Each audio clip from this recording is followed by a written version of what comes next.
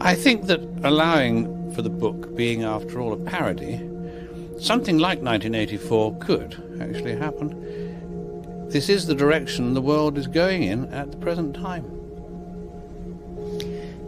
In our world, there will be no emotions except fear, rage, triumph, and self-abasement. The sex instinct will be eradicated.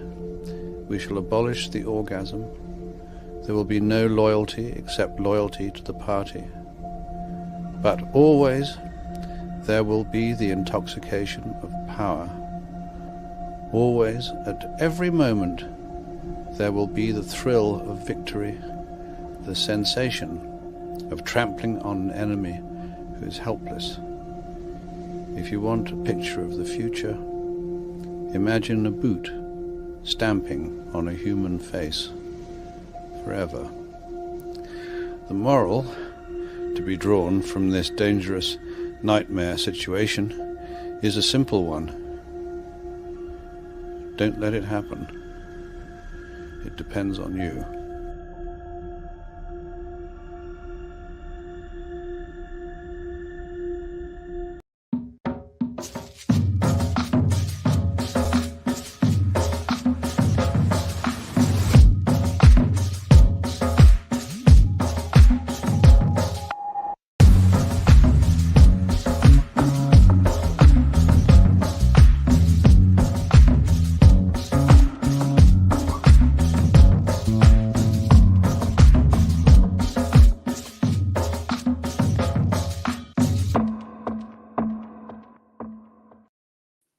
What's going on, everyone? It's Nina Infinity. Welcome to my channel on this Wednesday. This is Breaking the Narrative, and I have here with me tonight my guest, Stuttering Craig from Side Scrollers Podcast. Hello. Hey, how are you? Glad to be here. What an intro. Very ominous. Oh, thank you. Just like the future, huh?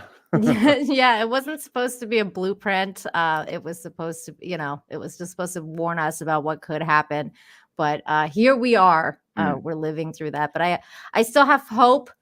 I still have faith that we can turn it around at some point. Sure hope so. Yeah, I think that's really up to us. Yeah, you're right, and really it is. It's up to us, and then to pass it on to the kids, and hopefully they can break out of this insanity. So yeesh. Yeah, yeesh, indeed. Torgo the White with a member message. Let's get to stuttering. Let's go, Torgo. Good to see you, buddy. Amazing. Thank you. Now, before we get started, because this is the first time you're here, Craig. So for those of the people that don't know in the chat, can you please introduce yourself? Tell everyone who you are, where they can find you. Sure. So a lot of people recognize me from way back in the old internet days. I ran this pretty big gaming website called Screw Attack, and I did that till about 2013. And then I worked for Rooster Teeth for 3 years up until 2016. Left, did another thing. And anyways, long story short, I came back in February this year and launched Side Scrollers, which is a gaming. It's the #1 video game podcast in the world. Video game entertainment. I'll tell you this right now. We are going to grow. And it's, with one simple message, common sense. And Nice. I looked at the video game space and was like, wow, this place is insane. And that was the origin of bringing back Side Scrollers. So we've been going since February. We're about to pass 55,000 subscribers. We're growing like a weed, and it's very exciting. So I saw that you guys just passed 50K. So congratulations for that. That's amazing, because I mean, you guys are a pretty new channel. I mean, and you came across my radar when you started kind of streaming with Adam Krigler. And you guys did that interview with DSP. Now, I had no idea who DSP was. And I actually I got introduced to his content through As Heel versus Babyface, because he just told me about him. And I was like, oh, I don't ever want to watch anything this guy has to put out, because everything you're telling me sounds awful. So why would I ever watch that?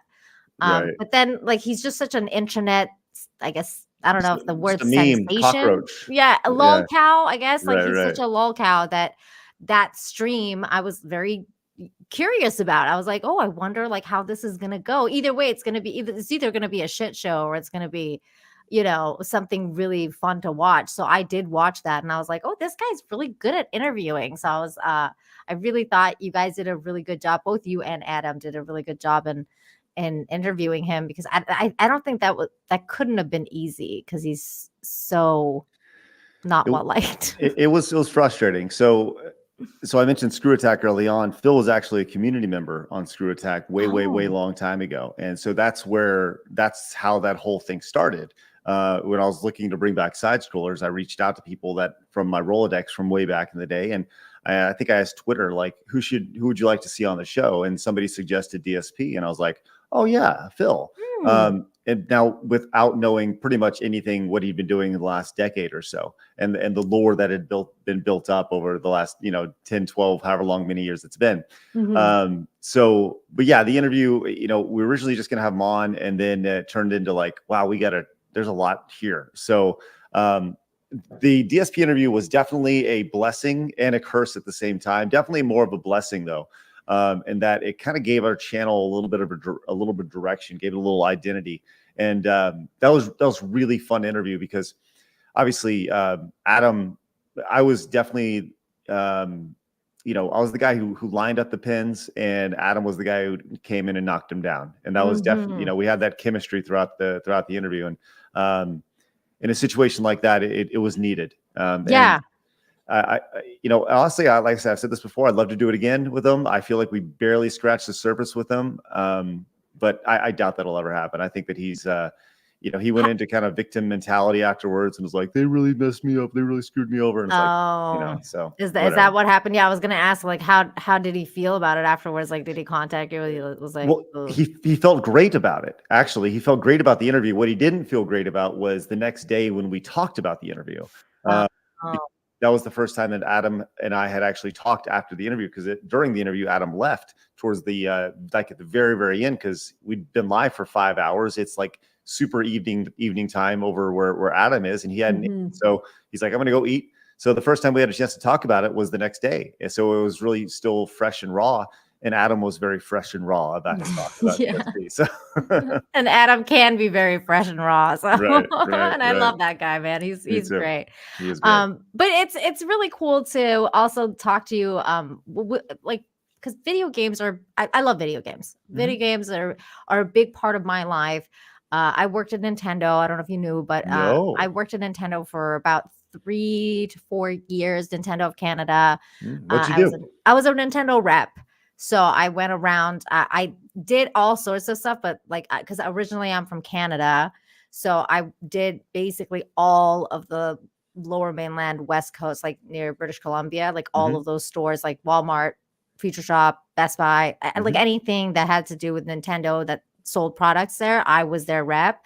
And also I would go around in every store and like sample games and teach people how to play and those kind of things. So what time period was this?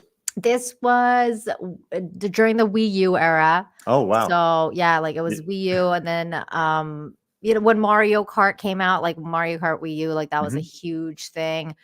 We had those like giant displays that I had to go take out for every single Target, because Target went out of business for in Canada. So I had to like go like tear down all of our stuff and everything like that. So that was an interesting time in my life. There it is. Here it is. Here's my little Nintendo tag. Nice. I have it. That's awesome. Good stuff. Yeah. I'm a big like Nintendo nerd, right? And I've always been a big Nintendo fan, and I don't really care what anybody says. I like Nintendo. I think that's one of those things that if you grew up with Nintendo, you probably like Nintendo. You have nostalgia for it, and you know what? They make great games. They still do. Yeah. Funnily enough, actually, Adam had put out this tweet the other day, and he had asked, "What gaming company do you think is this like the best company or the strongest company?" And without hesitation, I was like, Nintendo. Yeah. Just because I feel like Nintendo, and knowing from the inside how much this is true, is that they care so much about their IP. And I think that that's kind of like the key thing for any company. And as we will talk about Marvel in a little bit later in this stream, we'll kind of talk about the importance of hanging on to your IP and how important it is, especially for your characters and your IP, to stay true to what they are and the spirit of what they are. For example, recently I'm almost like this close of finishing Zelda Tears of the Kingdom. And because it's like that's a massive game. It's taken me months to get to this point, and I still like I don't want to go to the final boss because I'm like I don't want this to end. I don't want to end. Yeah, right. Yeah, right. I'm in like that mode. But at the same time, when I heard that they were making the movie, or because they finally just announced that they're gonna make the movie, I was like, I'm super excited about it because usually I don't get excited for any movie or anything that gets announced, but I'm like, Nintendo's gonna do justice for this. But what did you think of that news? What did you think of the news about Zelda becoming a movie? Yeah, I mean, after the Mario movie, I think that was the next question was like, okay, what's the next IP that they're going to hit? Is it going to be Donkey Kong? That was kind of alluded to in the Mario movie. Was it, or they just the safe bet would be make a Mario sequel and then then spin it off. Going Zelda like next is pretty ballsy. And especially doing it live action. I think that's the part that everyone was like, ooh. Now, if they treat it like it's Lord of the Rings and it's shot beautifully and it's, I mean, look, that'll be great. I do think that going the like the CGI route would probably be better because that'll age better, I think, in time. Maybe, but at the end of the day, it comes down to the story. And I think the wonderful thing about Zelda is that every game is its own story while they still intertwine. Yeah. Right? They're its own thing. So they, at the end of the day, Mario is get to the castle, save the princess, save something, right? And it's pretty linear, right? Yeah. Right. But Zelda has twists and turns. So I think they can still get pretty creative with the story as long as they keep the characters, pretty intact to the way we think of them. As long as they don't make Link like a black trans lesbian. I think that would be fun, right? That's what I'm saying. I have faith. Like I have faith that Nintendo is not going to do stuff like that. I think that they're going to do the casting right. And they're going to Miyamoto is going to stick to specific people that look the part and act the part. And I have faith in that. Now, I guess my next question to you is, what's your favorite Nintendo game? And then follow up to that, what's your favorite Zelda game? Oh yeah, for sure. Favorite Nintendo game, period. Sure, all time. Well, I mean, favorite franchise is Mario, obviously. Okay, they call me platform Jesus because I'm excellent at platforming games. But yeah, honestly, the new Mario Wonder is spectacular. Up until this game, I like Super Mario World on the Super Nintendo had been like my favorite Mario game. But I think Mario Wonder, it's like just comparing them is like almost like sacrilegious to people. But for me, Mario Wonder, just the idea that they can even be on the same playing field is insane. Yeah, that's crazy. I haven't played it yet. Oh, it's spectacular. And there's so much personality. It feels so different. I was legitimately worried about it going into it because I played the demo and stuff at Target and it was okay. But the actual game itself was really, really great. Favorite Zelda game is Link to the Past on the Super Nintendo.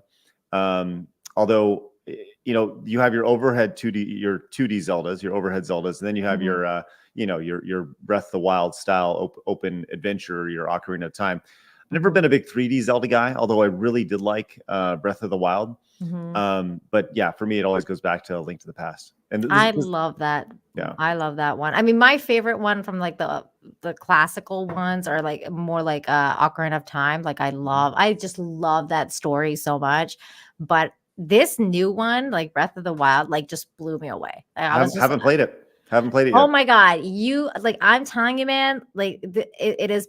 I think it's become my favorite game of all time, Nintendo wise, because it's just, there's so much and there's so much to it. And there's so much love and care. And there's so much shout outs to the previous games. Like Cool. there's just so many good things about it that I'm like, this is how you do these things right. Like when you want to remake something or something, I'm like, this is the love that you see.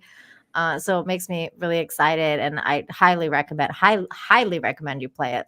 There's this feeling you get when you play video games that that has this, when it's done right, you get this feeling of new while getting this rush of nostalgia, right? And I think Nintendo does that exceptionally well with their franchises, in that they have subtle nods to the past while always looking forward.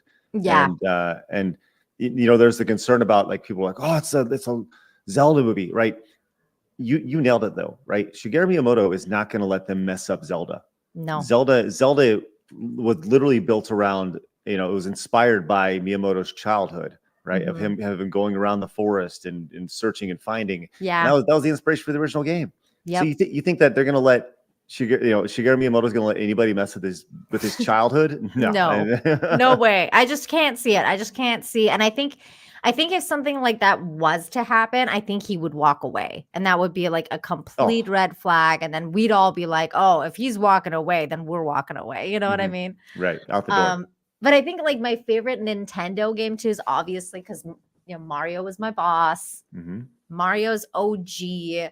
So of course, Super Mario Bros. Is my favorite, like, of all time as well. But close second is Yoshi's Island, because I absolutely love that game. Like, I just love the whole, like, throwing the egg and the baby and this is that, like, it's just all of it, because I like babies. Obviously, I'm a girl. Yeah. I just think that that's just such a fun game. So those are the close ties. I did a Mario Funathon, like a marathon, not too long ago. And Yoshi's Island, I had this donation tier where people could reset me, and my chat had a lot of fun with that. So I played Yoshi's Island in particular, the very first one, the first of the Yoshi games, from level to level, 100% completion, and it was exhausting.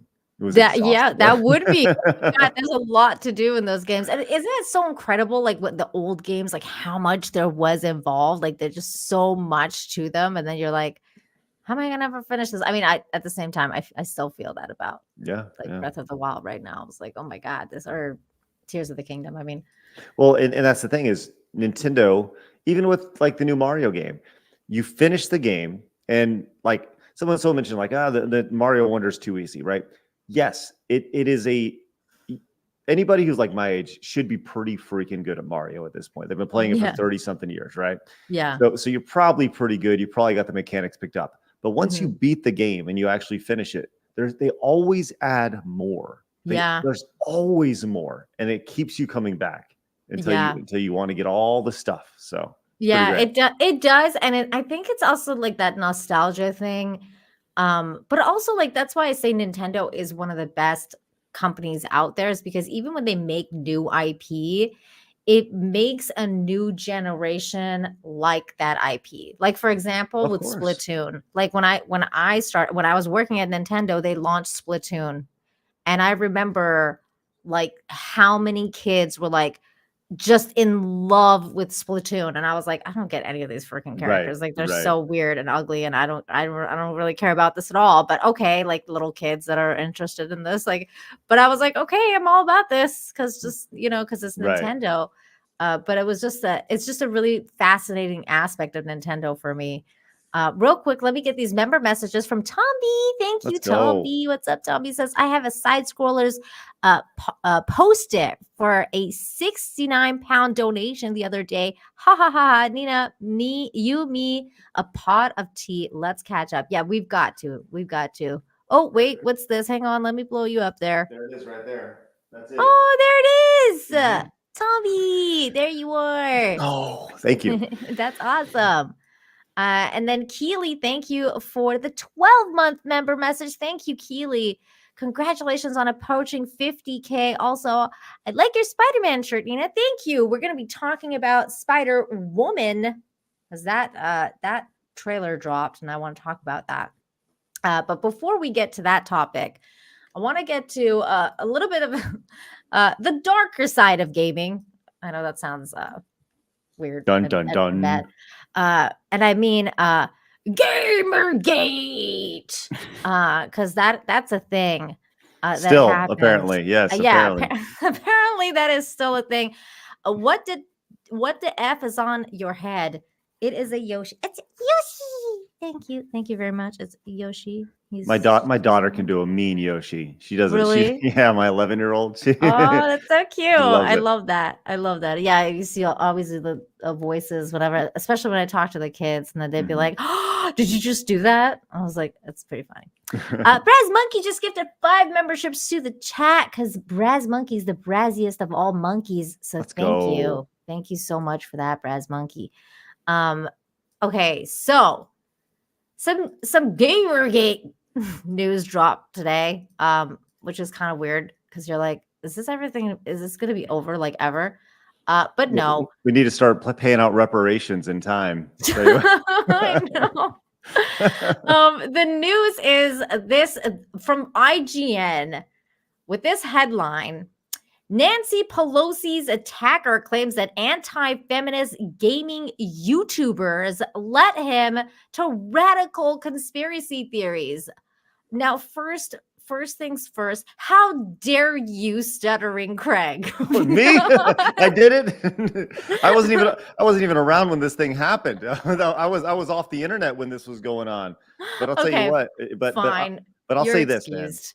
What's funny is, you know, we actually talked about this on Side Scrollers today, and this is a really interesting story because there's so many layers to this, right? You know, is it the idea of like, is it a psyop? Was this guy actually, you know, super left leaning, and now he's being told it's got to be right leaning, and he was indoctrinated, and you know, at the end of the day, this guy had a hammer and he was beating an old man up with it.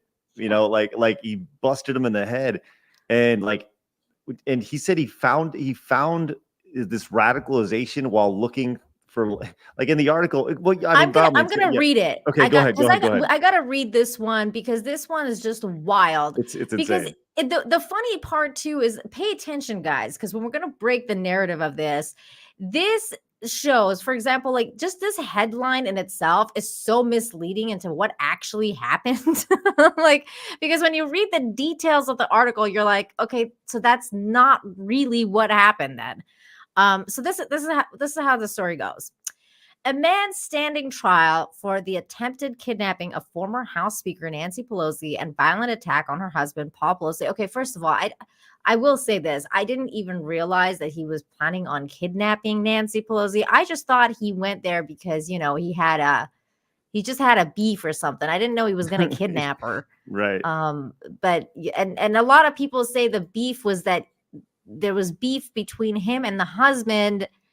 And then there's conspiracy theories that the husband is gay and they had a falling out and he was getting it with this dude. There's a lot of stuff going on here. Now, these are conspiracy theories. I'm not saying any of this is true, but there's a lot of rumors. Did you see the picture when they, like, the camera footage of when they opened the door? And, yeah. Like, dude has his pants off. The old guy literally has his pants off. It's like, okay. Yeah, you know? He does. That's why everybody was like, oh, these guys are doing it. Like there was some gay stuff going on, but I mean, who knows?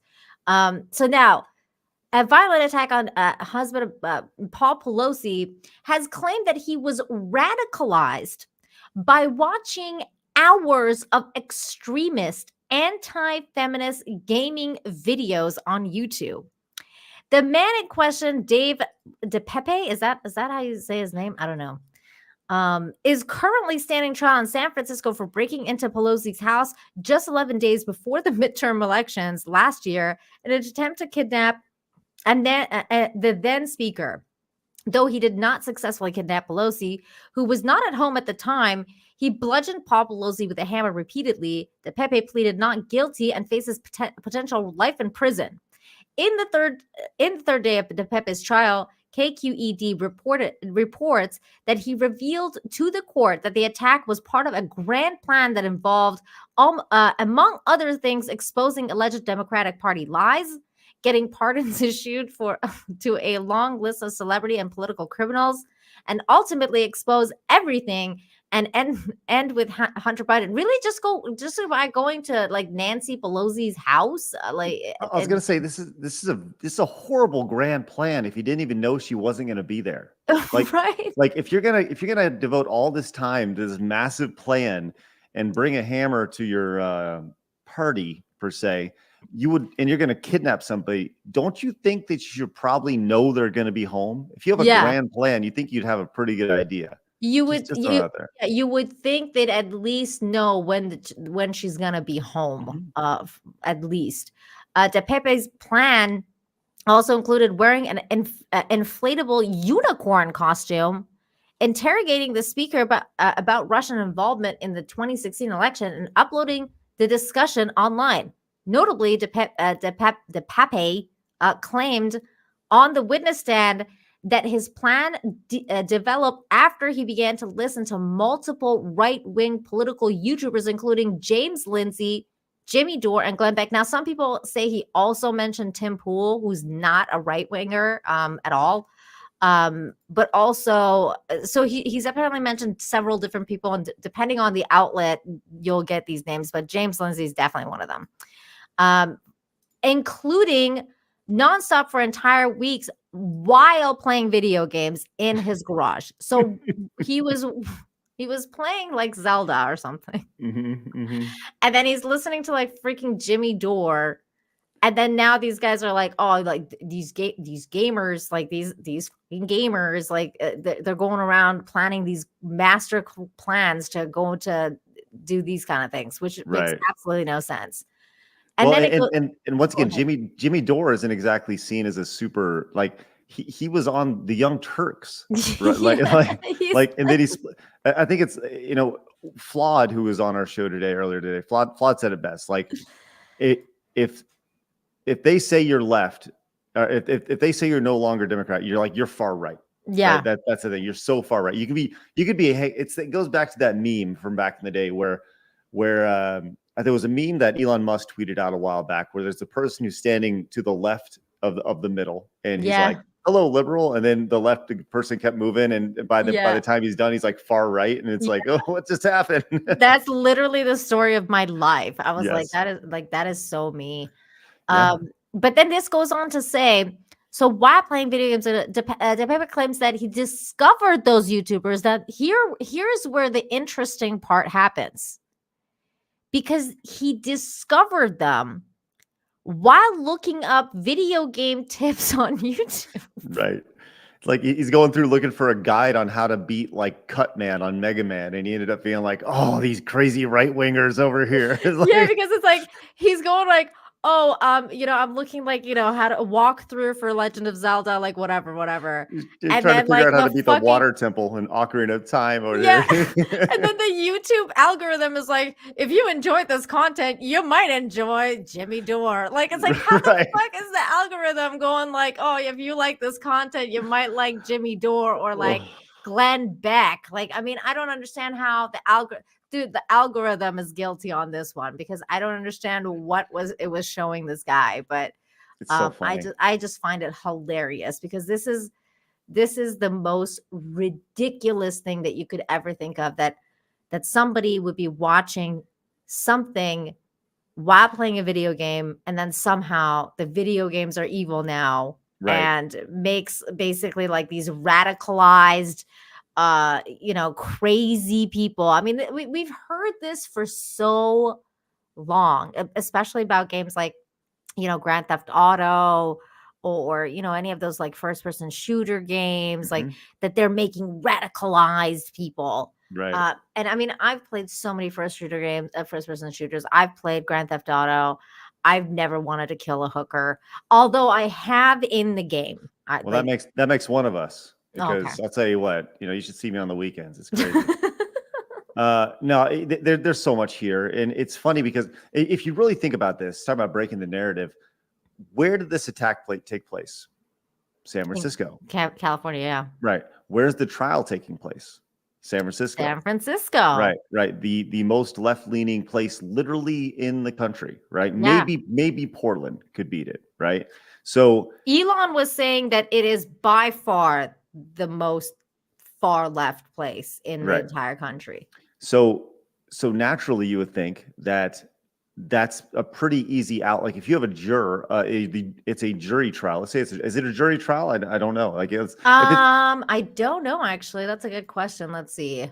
So if it's a jury trial, right, and it's a jury trial of your peers in San Francisco, don't you think probably the easiest defense that you could throw out as a defense attorney is that, hey, say the right-wing bigots made you do it. Like, that's right. Like, don't you think that's probably the best defense that you could possibly throw out? And I think so. Yeah, for sure. I mean, and then you kind of like, take your jab at those right wingers at the same time too, and like get on get noticed in the nice, interesting circles that you want to be noticed by. And it is a jury trial.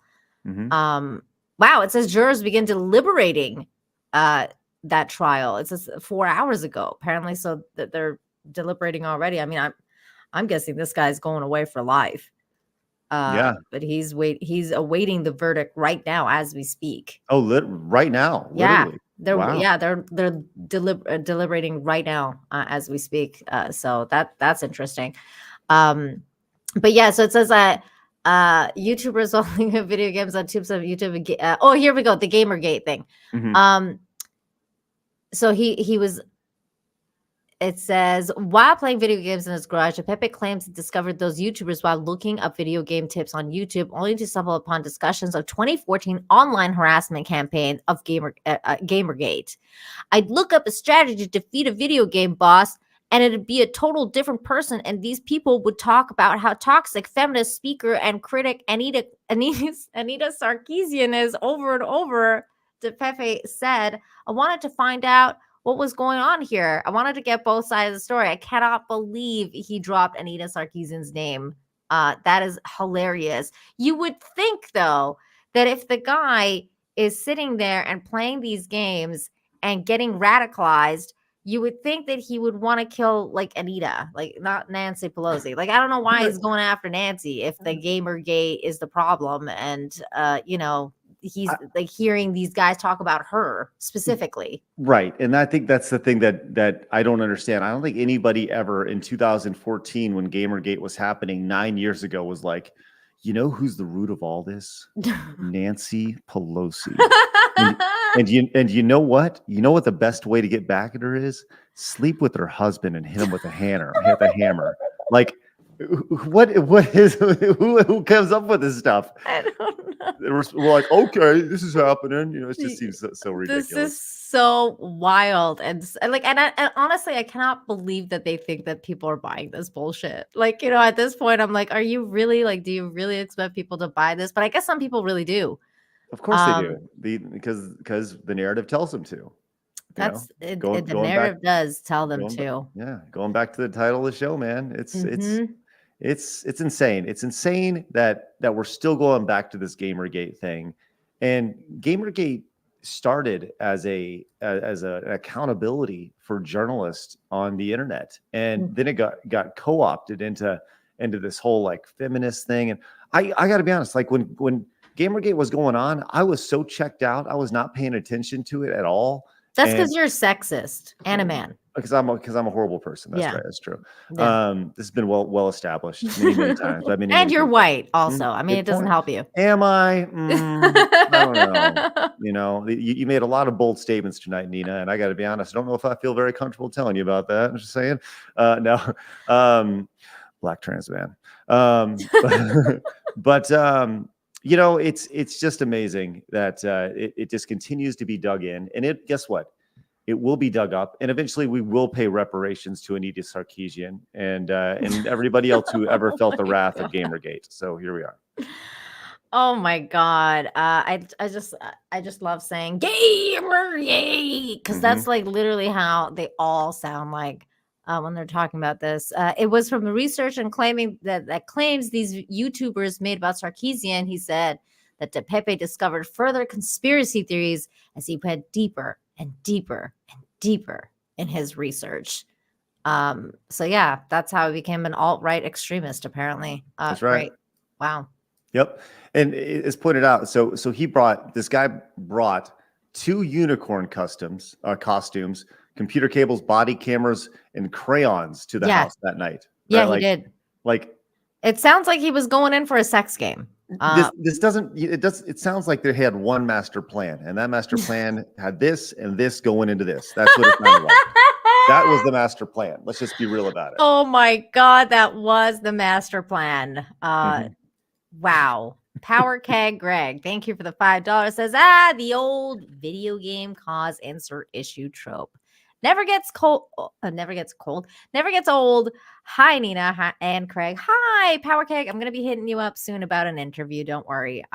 You are on my list, buddy, of people I have to go on their channels. Thank you for that $5.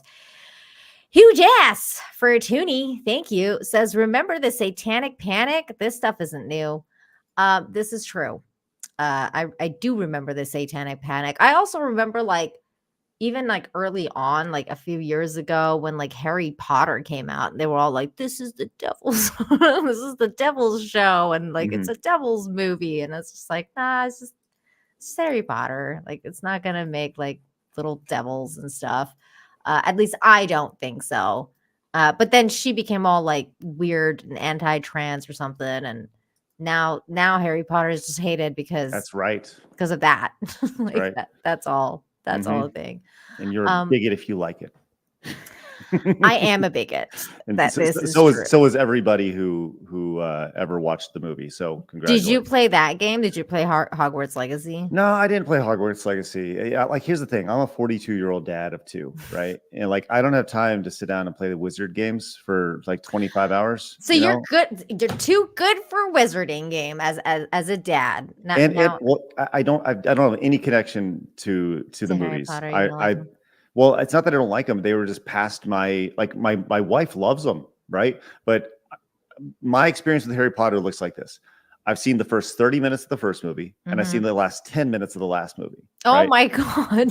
So I know how it starts and I know how it ends, and I'm good. I legitimately don't need to know anything else. Who cares about the story? It's like 20 hours of film I don't need to watch, which is great. That is hilarious. You're kind of like my husband, except for I forced him to watch the movies. I was like, you cannot not watch the movies. It's just the way it is. I mean, he's watched, I think he's watched them once, but every year I try to get him to watch them again, and he's like, no, just stop trying. But I don't know what I'm going to do. He's going to have to watch them again at some point. Okay, let's move on to the next topic. Sure. And our next topic is going to be, well, I guess let me start off by asking you, what is your knowledge base of superhero movies? Do you like because we just said you don't like Harry Potter movies, but do you like superhero movies? Do you even watch any? See, I'm trying to think the last superhero movie I saw. It was before Ant-Man came out. It was definitely before the pandemic. I am such a normie when it comes to these movies. I remember seeing Iron Man. I think I saw 1, 2, and 3. I like the Captain America movies. I did see Avengers Endgame. Whatever the last one was. I think that's where that's Endgame, yeah. The one with the guy who snapped his fingers. Thanos. So I saw that one, and I think that's the last one I actually saw in any sort of the snap the finger one is Infinity War, and then part 2 of that movie is Endgame. That's when basically all that the good movies of the MCU end, because that was the final Avengers movie. Then I was out. I was out at the right time. Which is good. You watched all the good ones is what you're telling me, because I guess that would be my next question is, have you watched any of the new stuff, anything on Disney Plus? Have you watched the newest one is the Marvels? No, I really once they I saw the Guardians movies. I saw are there 3 of them? I saw 2 of them. There's 3 now. Okay, yeah. I saw 2 of those. And I heard the third one was pretty good. Yeah, right? it was pretty decent. When they started going to the fringe characters out of the main Avengers group, that's where I was like, even Black Widow. I don't even know who Black Widow is. She's just in the movies, right? Yeah. For me, those movies are carried by Captain America and Hulk and Iron Man, right? so once they started getting into like Ant-Man and Blue Beetle, right? Like I have no idea who these characters are. Just like they're just throwing colors and insects together. It's like, I mean, that's a lot of comic characters, or like, yeah. I feel like colors and insects are a big thing. Yeah. So yeah, I haven't watched many of them, and I think, I like to think that I'm just your regular dude, right? You're a regular dude, and if it doesn't really pull me in, I don't know. You're just out. You're not interested. Yeah, Now, okay, let me ask you this. Now, in the totality, it doesn't have to be just Marvel. Who's been your favorite superhero of all time? Like, counting Superman, Batman, whoever else. Well, definitely Batman. Yeah, Batman's the coolest. Superman's probably my favorite because he made us the most money back at my old business. That's funny. But I think Batman's the coolest character. Cool. He, I like how Batman is a broken dude who has struggles, and he always fights other broken people. And it's not always black and white with Batman. There's always shades of gray. Yeah. And I appreciate that about Batman. It's just a cool, he got this dark vibe, and he's a detective. Like, he's just so like I mean, I always thought his superpower was money, because he was like the richest man on earth. But I mean, in a way, that's kind of like Iron Man's power too, until he makes a suit, right? Like, it was money, it was his superpower. And then Batman made his suit. Now, mind you, his suit can't fly, but he makes like his jets and stuff like that can fly, like his Batmobile and all that stuff. But a lot of people have money, but they don't know what to do with it. And yeah, I think the superpower is way more than money. It's having the smarts to do something with the money. Yeah, that's a good point. Now, my favorite superhero has always been, and I think always will be, Spider-Man. I love Spider-Man. I'm a Spidey girl. I just really related to him as a young woman, as a young girl. I know that sounds really weird because it's a male character. And no, that's impossible. What do you? I know. I've heard you're supposed to see yourself, and I never saw myself as Spider-Man. But I always thought that he was just the best character. Like, I just really loved, like, the whole idea of, with great power comes great responsibility, I think was my favorite thing. It's a great line. It's just such a great line, and I just love the idea of what happened to him and with Uncle Ben, and what he had to do and what he had to overcome. I always just thought that Peter Parker was my guy. So I was like, this is such an amazing story. Now, having said that, I never really read the comic books. Like, I was introduced to Batman, Superman, like all of these guys through the animated series, the 90s animated series. Sure. I was an immigrant kid. I never grew up with comics. It wasn't like a thing in my life. So that was my avenue of introduction into the superhero genre. And through that story, through that Spider-Man animated series, I was introduced to the character of Madame Web. And now, fast forward to now, they're making the movie Madame Web. And I gotta say, I'm not excited about this movie. And the reason for that is, and I don't know if you've heard the term MCU. Have you heard that term going around? Yeah, it's a meme at this point. Yeah.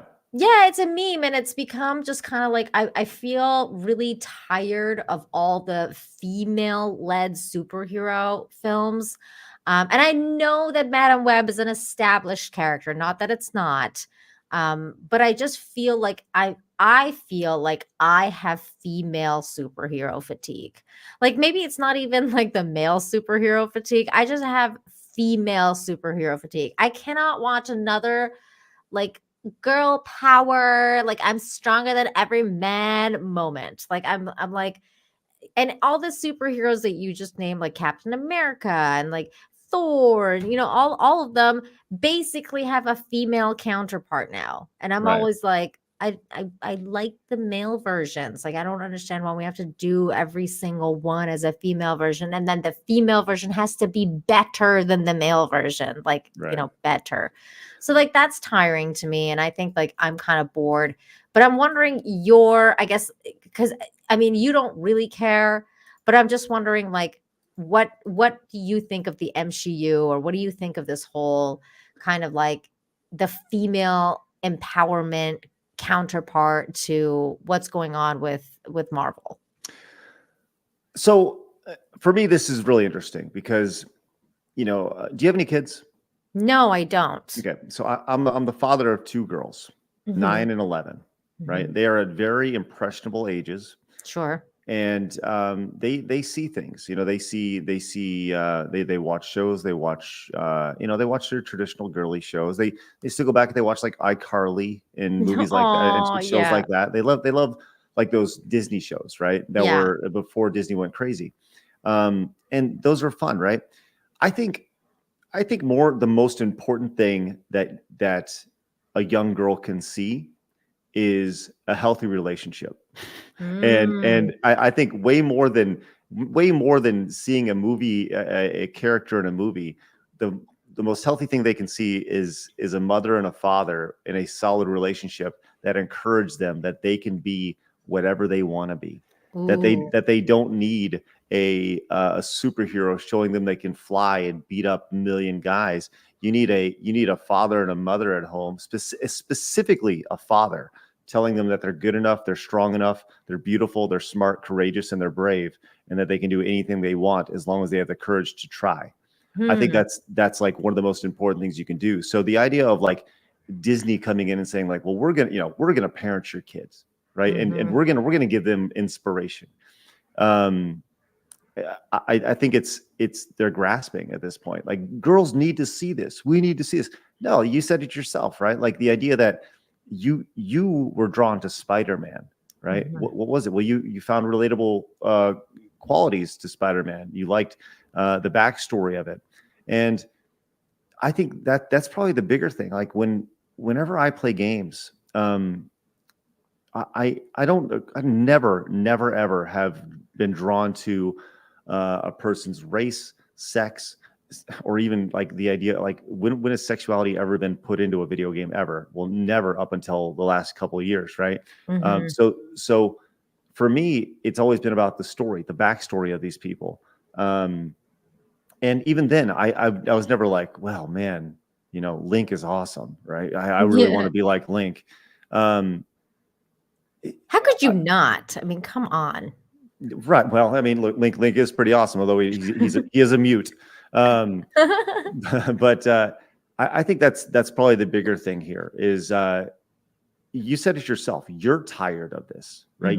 You are tired of this. So how do you think like the average dude feels about it, right? Oof, not good. Right. And I think that's what you see when you see the Marvel's box office, right? Like people are just tired of it. And I mentioned this today on the show as well, but I think the Marvels is a wonderful example of so many different things lining up and just creating a disaster. You have superhero fatigue. You have a character that people don't know and don't care about. You have an actress who people don't like, and you have produced by a company that people are boycotting right now. So when you stack all those things up, you get the worst opening in history. Yeah. And I mean, speaking of actors you don't like, we just also earlier this evening got news that Pedro Pascal is going to be the new face of the Fantastic Four, and that he's been cast as Mr. Fantastic for the upcoming Marvel Fantastic Four series. Now, this isn't technically official yet. This is the place that dropped it, but according to these guys, this is coming from like way high up sources, and it's basically a done deal. Now, I would be a tiny bit surprised if this turned out to be fake news, but I think it's going to be real. I think they did cast Pedro Pascal. And I'm one of those people who does not like Pedro Pascal. I don't know if you know who that guy is. He's this dude right here. And I just feel like I don't feel like he fits the part. First of all, he's Hispanic, and Reed Richards is not Hispanic, so I'm like, you don't look like the part at all. I mean, I know that movie magic, you can remedy that and like make it work maybe, but also Pedro is a little bit old, like for Reed Richards, and like if you're trying to start a new Marvel kind of like scene. I feel like a younger dude would have been better. Now they just recently had John Krasinski as that character, but then they destroyed him in the same movie. That like they introduced the character in Doctor Strange 2 Multiverse of Madness, and then they killed him immediately. I'm sure you've seen the memes of like John Krasinski in his like little spaghetti arms or whatever, because like they basically like made him into a spaghetti thing, like they split him in half, and then like they basically turned him into Twizzlers. It was so bad. And it was like the moment that they introduced them in the MCU for the first time. So it was kind of like really shocking. And now they're coming out with Pedro Pascal of all people as Reed Richards. And I think this is also kind of like I don't know. I just find it terrible casting because I think Pedro's overrated. I don't like him as an actor. I think he's just overrated. He's overused at this point. And also he doesn't fit the part. So I don't like what they're doing. And it just feels like every time there's something, they do themselves a disservice. And having a liked character or a liked actor in your movie, I think is important, like an overall liked person, Yeah, I agree. Now I'll say this. I think, Pedro Pascal, to me, I was first introduced to him in Narcos on Netflix. And I thought Narcos was outstanding. And honestly, Pedro Pascal as an actor, he's fine to me. I really don't have an opinion either way, which is probably the worst thing you could say about an actor, is that you just don't really care about them. And I don't mean that in a derogatory way. I just, he was really good in Narcos. And then after that, like, I didn't really see him in much or really care about what he was in. But I think that's when it comes to this, like, I think a lot of people will get get fuzzy when it comes to things that he said online. There was the dispute between him and there was the hypocrisy of things that he said that Disney didn't punish him, but they obviously punished Gina Carano. And there's this like little beef there because he said things, and people will see his politics and they'll let that kind of bleed into his acting. And I'm guilty of that. I'm gonna be honest with you. I'm a little bit guilty of that because I feel like I'm having a hard time separating actors from like the art from the artist these days. Just a little bit. I used to try a lot harder, but now I'm like, oh, I just hate you. Right.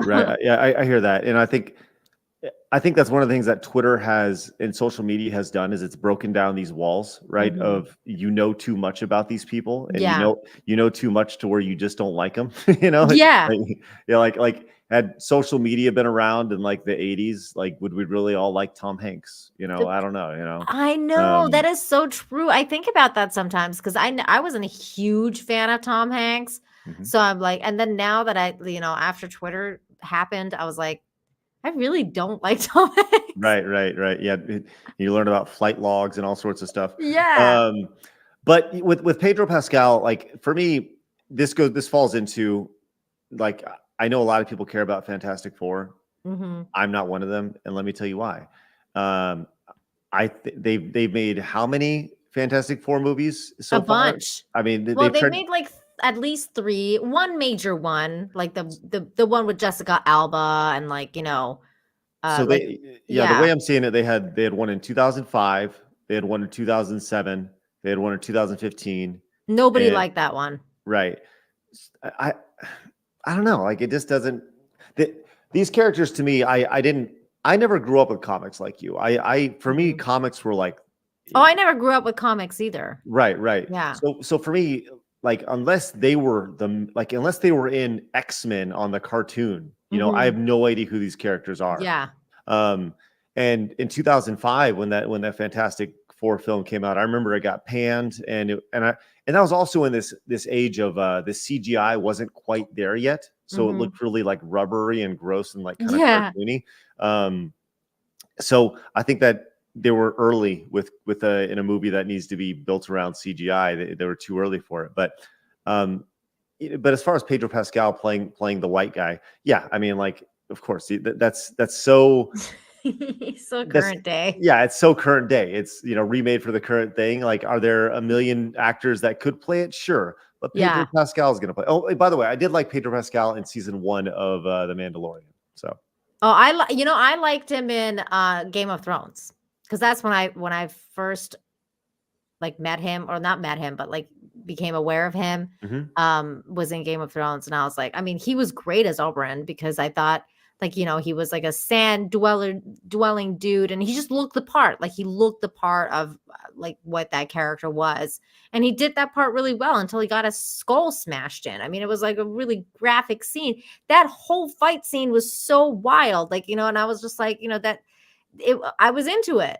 But then as like, time went on, and then COVID happened, and then he had opinions, and I was like, oh, I can't do this. Like, I can't watch you and then like you at the same time. And then he did like Wonder Woman 84 with like, oh my God. And he did like that Trump lookalike character where he was like the bad guy of the movie. And I was like, this is so on the nose. Like, this is just getting like insanely bad, like with regards to TDS and stuff like that.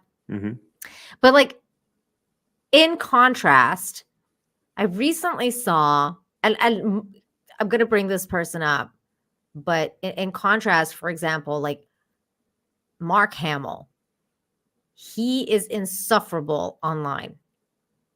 But recently I saw a series actually with him. It's called the Fall of the House of Usher. And he was in it. And he was great. Like, I was like, I cannot believe that you are such a piece of shit in real life, but you were just so good in this. Like, I cannot, like, I can't be like, oh, the Mark Hamill sucked. Like, I can't bring myself to even say that, because he just fucking nailed this, like, that's the role, the part he was playing. And so for me, like, because I haven't seen Narcos, I can't be like, oh yeah, Pedro Pascal's great, except for, all the parts that he's a piece of shit in. But otherwise, and I don't watch The Mandalorian because I'm not a Star Wars, like a Disney Star Wars fan anymore. Like, I love Star Wars, but I don't like Disney Star Wars. So I don't watch any of that. But I remember like reading articles about how he was like, I don't want to wear the helmet. And I'm like, you're the fucking Mandalorian. Like, how are you going to go around saying like you don't want to wear the helmet of the Mandalorian? That is what he's known for. That is what Star Wars characters are. Like, that's what Star Wars fans want. They want you in the helmet. They don't want you out of it. So like those kind of things, I feel like his attitude just makes you like, so it makes him so unlikable. And Reed Richards is one of the most likable characters in the not MCU, and in Marvel history. He's supposed to be the smartest man on earth in the universe, and he's supposed to be a very well liked person. And I just don't see Pedro Pascal as either the smartest man in the universe or very well liked. So I'm like, I just feel like this is such a bad casting. I guess we'll see. And ultimately, if I don't know who they cast in the other 3 members of the 4. They haven't announced, but they did announce. I bet Samuel L. Jackson finds a way in. Oh my God. Yeah. Probably as Sue Storm. I bet you like, but that's the other thing too, is that they did announce the casting for Dr. Doom. And Dr. Doom is supposed to be Cillian Murphy. And I love that casting because I think Cillian Murphy is just really, really good. But then I thought about it and I was like, Pedro Pascal would have been really good as Dr. Doom too, because everybody hates him. So you're supposed to hate the guy, but he doesn't want to wear masks. So then he wouldn't have been good for Dr. Doom because he doesn't want to wear masks because he complains about it. He's like, I don't want to wear this helmet. What if they, the rest of the cast of the 4 were, excuse me, sorry. It's getting late over here in Texas. I'm an old man. What if the rest of the Fantastic Four? It was Pedro Pascal with The Rock, Kevin Hart, and Jack Black. Oh my God. You gotta make Sue Storm into a man too, for Yeah, The fuck's Rock. sakes. Absolutely, The Rock. That's The Rock? Oh, I thought you Yeah. were gonna be like making like the Thing The Rock. No.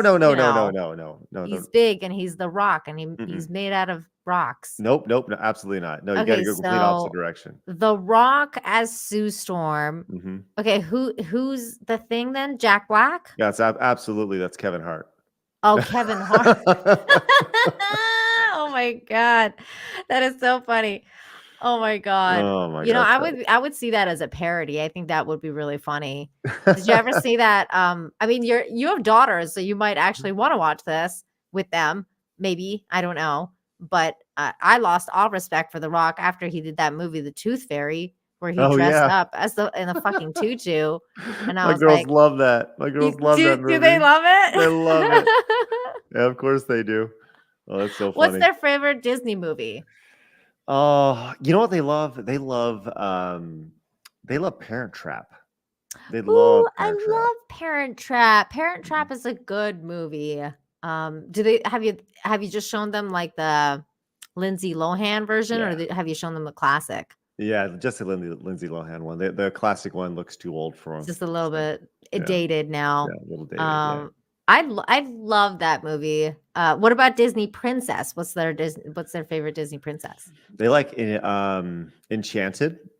Is Enchanted the one with where it's I think that's the one where she's the princess in the cartoon and she gets brought into real life. I think that's yes, that's Enchanted. Yeah. They like Enchanted and they like Tangled with Rapunzel. Oh, it's with Rapunzel. That's so cute. I love that. That's awesome. It's great.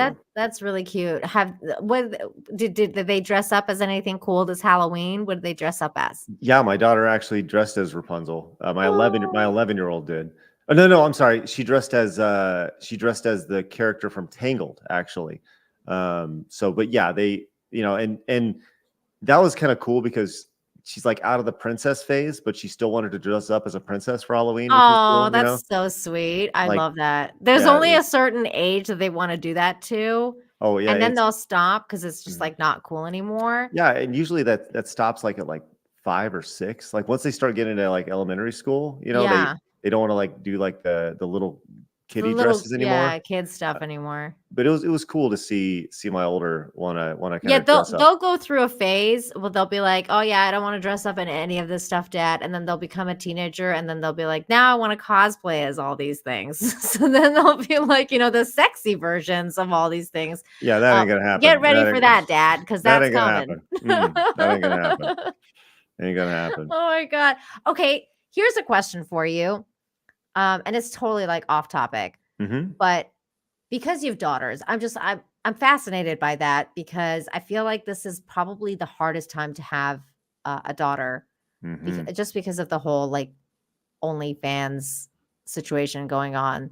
So have you and your wife talked about like what you guys are gonna like this TikTok era? I guess I'm really fascinated with the idea of like how parents go about introducing like I'm sure your daughters know the internet exists, but like when to go online and how to manage all of that. Like what are your thoughts on all of that is going on, your concerns and everything? No, that's a huge discussion. And for me, my kids do not have cell phones. They will not have cell phones. And when they do have cell phones, they will have flip phones.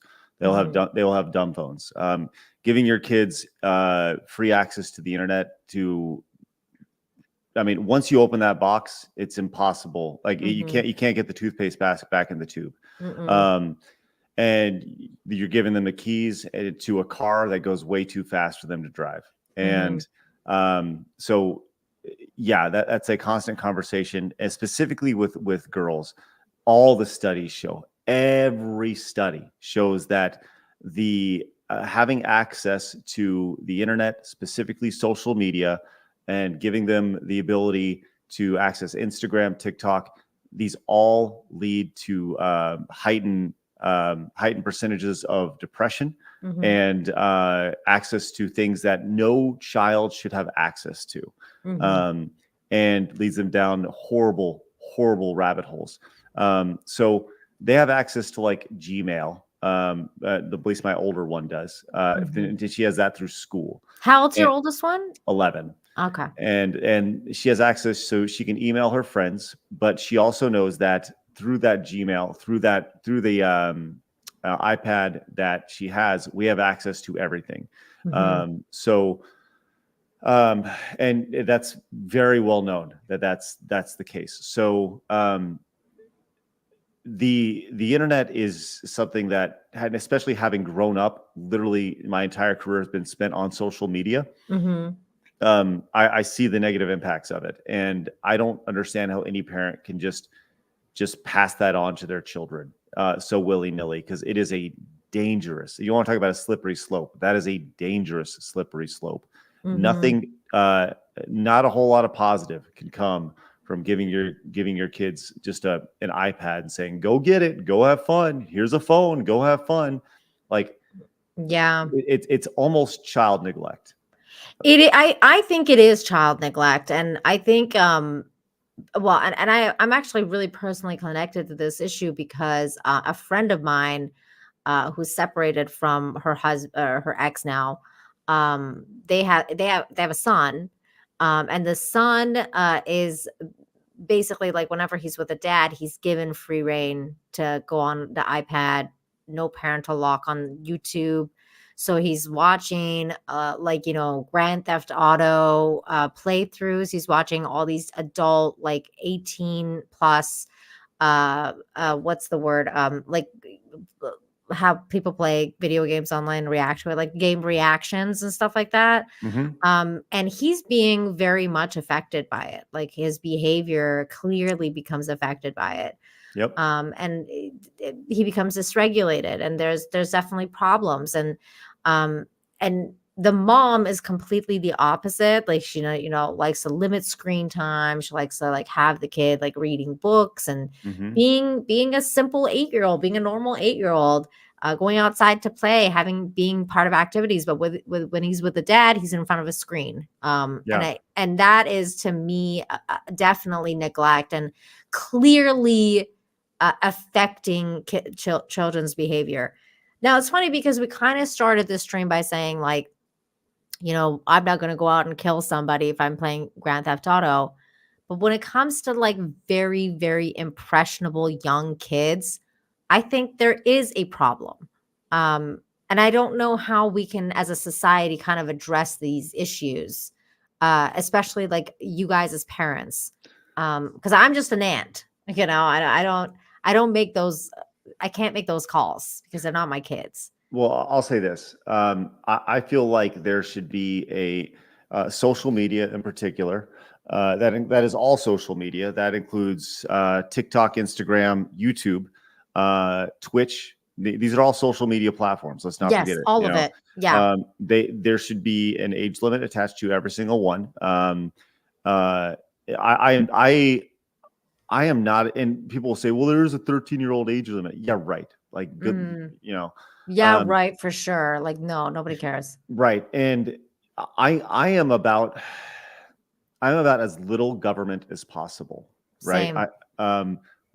But I think there are instances that we will look back on and we will say, that was really dumb. There was a time not too long ago where doctors were recommending smoking cigarettes. There was a time not too long ago where people were suggested to get something because it was safe and effective. And we've learned a lot about that since the last few years, right? Yeah. And here we are. I think there will be a time in the not too distant future where we look back and we say, wow, we really messed up an entire generation of kids because we gave them access to all this data, all this information, all this mental abuse online. These dopamine hits earlier, this powerful drug, dopamine. It is such a drug. This whole like, and for girls especially, like Instagram is such a drug because dangerous. It makes them have extreme self-confidence issues, Mm-hmm. extreme body image issues. And I mean, I remember like when I was growing up, and we had these things too, but on a smaller scale, like, you know, the magazines and like the photo edited magazines and stuff like that, that you're like, oh, like I'm never gonna look like that. And yeah, it's because it's been edited to death. Like nobody looks like this, you know, like Right. the airbrushing and all that stuff. Right, but when you shut the magazine, you didn't get a notification telling you to turn to the next page and look at the next picture of the model on the Right. island, you know, Yeah. in a bikini, right? Yeah. You know, it ended, it was done. You know, social media is a never-ending flow of hate. Yeah. And it's dangerous. And I'm telling you, there will be a time where these doctors, where we look back, these psychiatrists, they go, like, we're seeing the studies, the data reflects that these kids are going through, they have major depression. Yep. These girls have suicidal tendencies before, you know, when they're 14 years old. Mm-hmm. No kid should be subjected to that. And it comes down to parents are just lazy. They're just lazy. And their kids are an inconvenience to them, when in reality they should be the most important thing that you can do. Because I don't care what you build, what you grow, how much money you make, the most important thing you can do is pass on a good human being. That is so well said, and I totally agree with you. But now let's think about this though, because you said yourself, like, I'm like that too. I'm kind of like a libertarian. Like, I don't want the government messing with my business. Like, I don't like it at all. I don't like the government. But because of all the things we just discussed, how do you think we should go about, like, for example, like when I think about how my friend's son is watching you know, these kind of things on YouTube and he's being affected by it, I think to myself, like, well, shouldn't there be some sort of repercussion for, you know, for that kind of video game being allowed to be shown to a younger child? Like, you know, I just feel like maybe as a like a parent, like a parental thing, that they're like the courts should hold you responsible if you are showing your kid like that kind of content to a Agreed. certain age. Yes. I just don't know how you would go about like bringing out something like this, but I think that, you know, especially when it comes to like a custody issue or something like that, where parents are splitting because of things like this, because of how they want to raise their children. I think that there's definitely needs to be some sort of concrete guidance on what this all entails. But I don't know how that would even happen. Do you have any thoughts on that? Yeah, of course I do.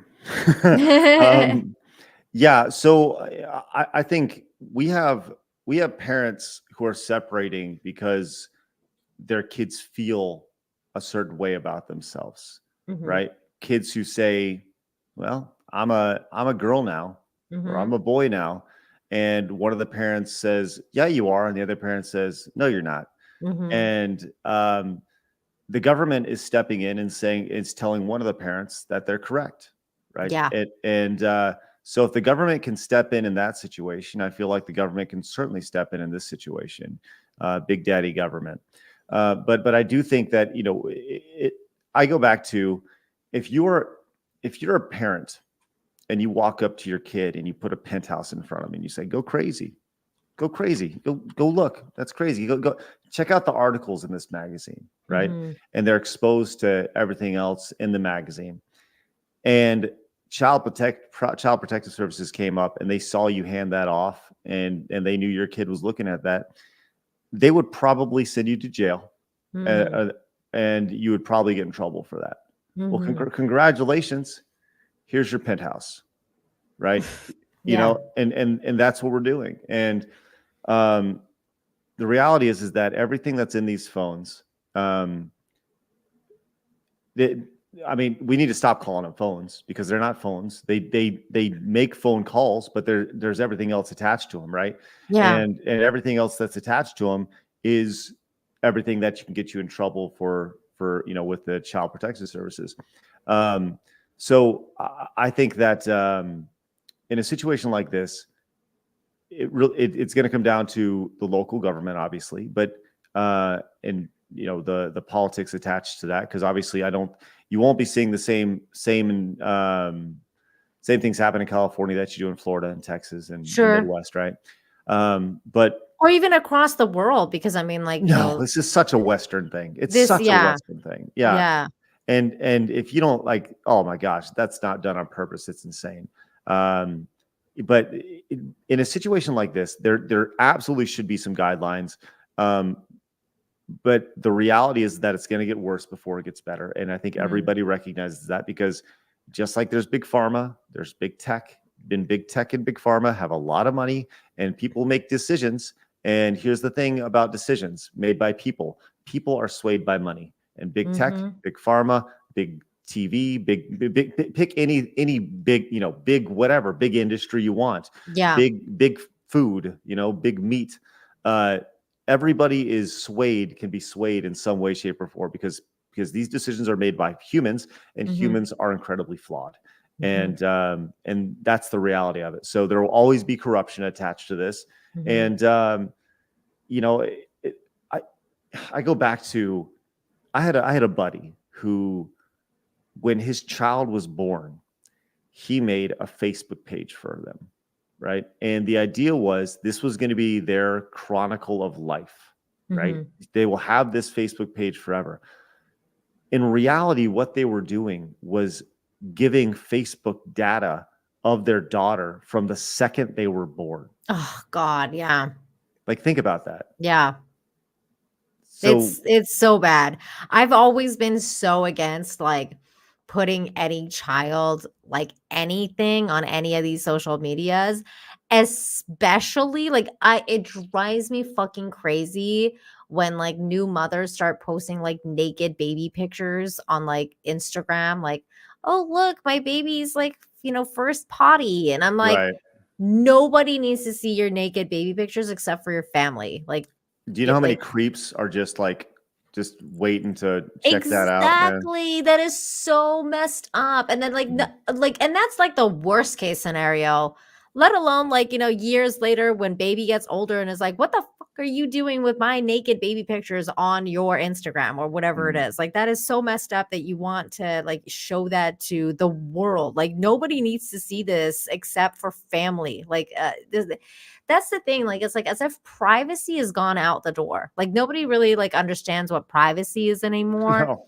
And everyone's just like, they're living out their life in like online. For example, like just today, I don't know if you've seen what's going on with the Daily Wire. Now, we're not going to talk about the war. That's besides the point. But Ben Shapiro and Candace Owens are kind of like having this like hardcore disagreement about what's going on. I haven't seen okay, I don't know enough about what's happening overseas to talk about that, and I don't know enough about this. You can definitely fill me in on the situation. I've only seen the periphery of it, but I'm guessing that one has a stance that's one way and the other has a stance that's totally different. Yeah, basically one has a stance is one way and the other one's like, well, like, you're being really extreme. Like, that's Candace saying that to Ben. Like, you're being really extreme. Maybe we should calm down just a little bit. And then Ben's having a bad reaction. And basically most people think that Ben Shapiro's lost his mind, including Candace Owens.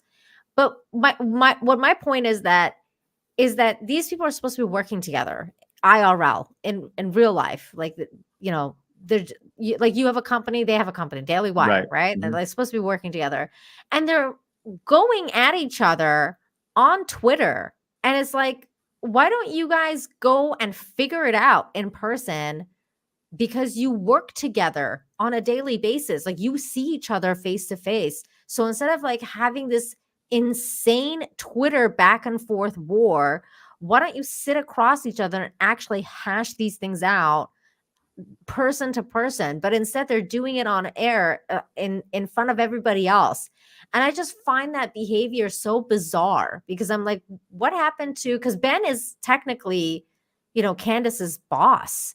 So it's like, if you don't like your employee's behavior, or employer, vice versa, like whatever, shouldn't you be talking to them in person instead of like airing it out in front of the entire world? Like, it boggles my mind that people can't sit across from each other and talk to each other anymore.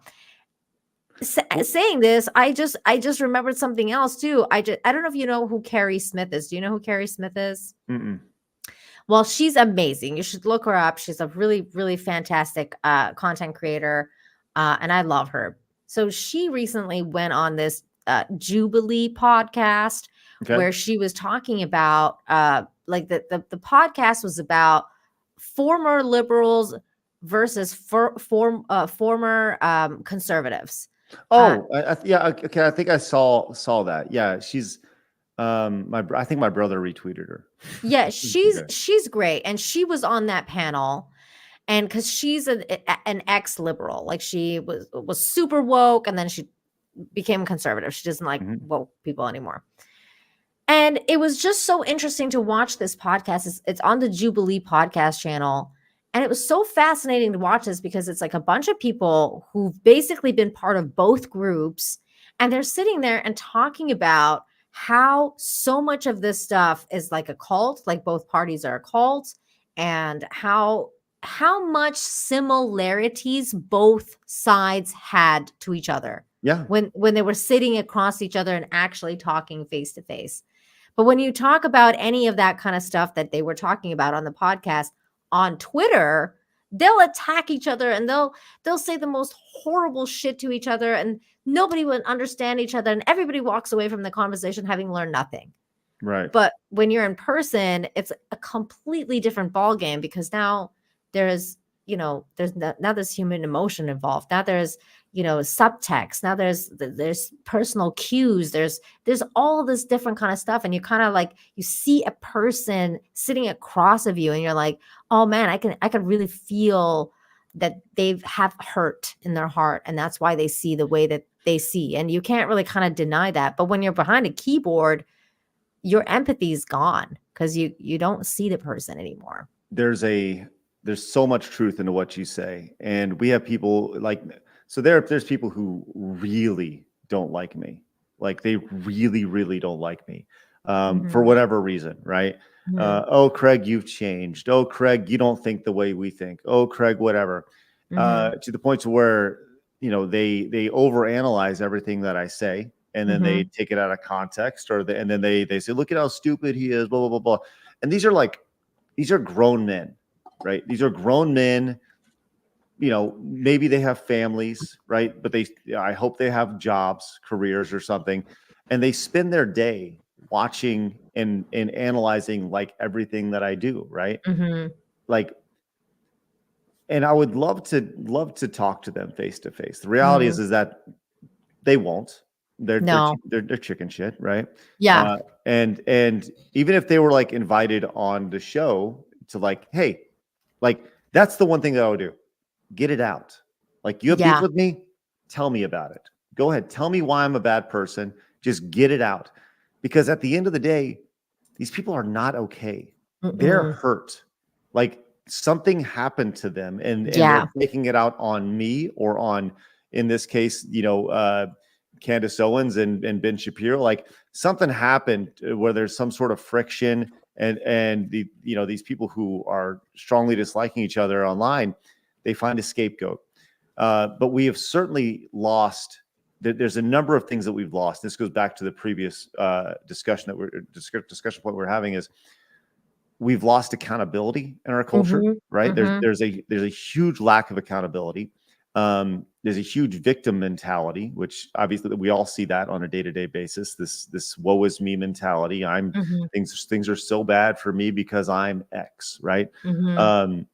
And that's fostered literally from childhood up until adulthood. And that's what we're seeing here is this first generation of people who have had no repercussions for their actions, very, very little rules in place to where everything has been, it goes back to this like trophy generation, right? We talked about that. That's been the thing they've been talking about for 30, 40 years, this trophy generation. Well, replace the trophies just without, instead of like giving trophies for last place, you're given a trophy every day. You're told how great you are every day. You have no flaws, right?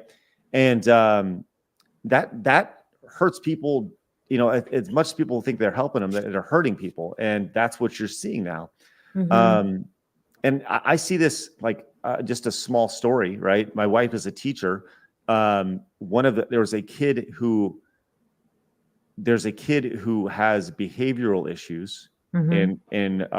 in their grade, who punched another kid in the stomach with a closed fist the other day. Nothing has happened to that kid. Mm-hmm. Nothing. There's he's not he's not suspended. He's not, he's not getting kicked out of class. He's not getting kicked out of school. Nothing happened. There's no consequences. No consequences. It's so bad that at schools, they can't, like, if you break, like, they used to make you like walk at recess, right? If you broke a rule, you'd have to walk laps or something. You're not even allowed to walk laps at recess anymore for doing bad things. Like, how bad does it get when you can't, like, when there are zero punishments?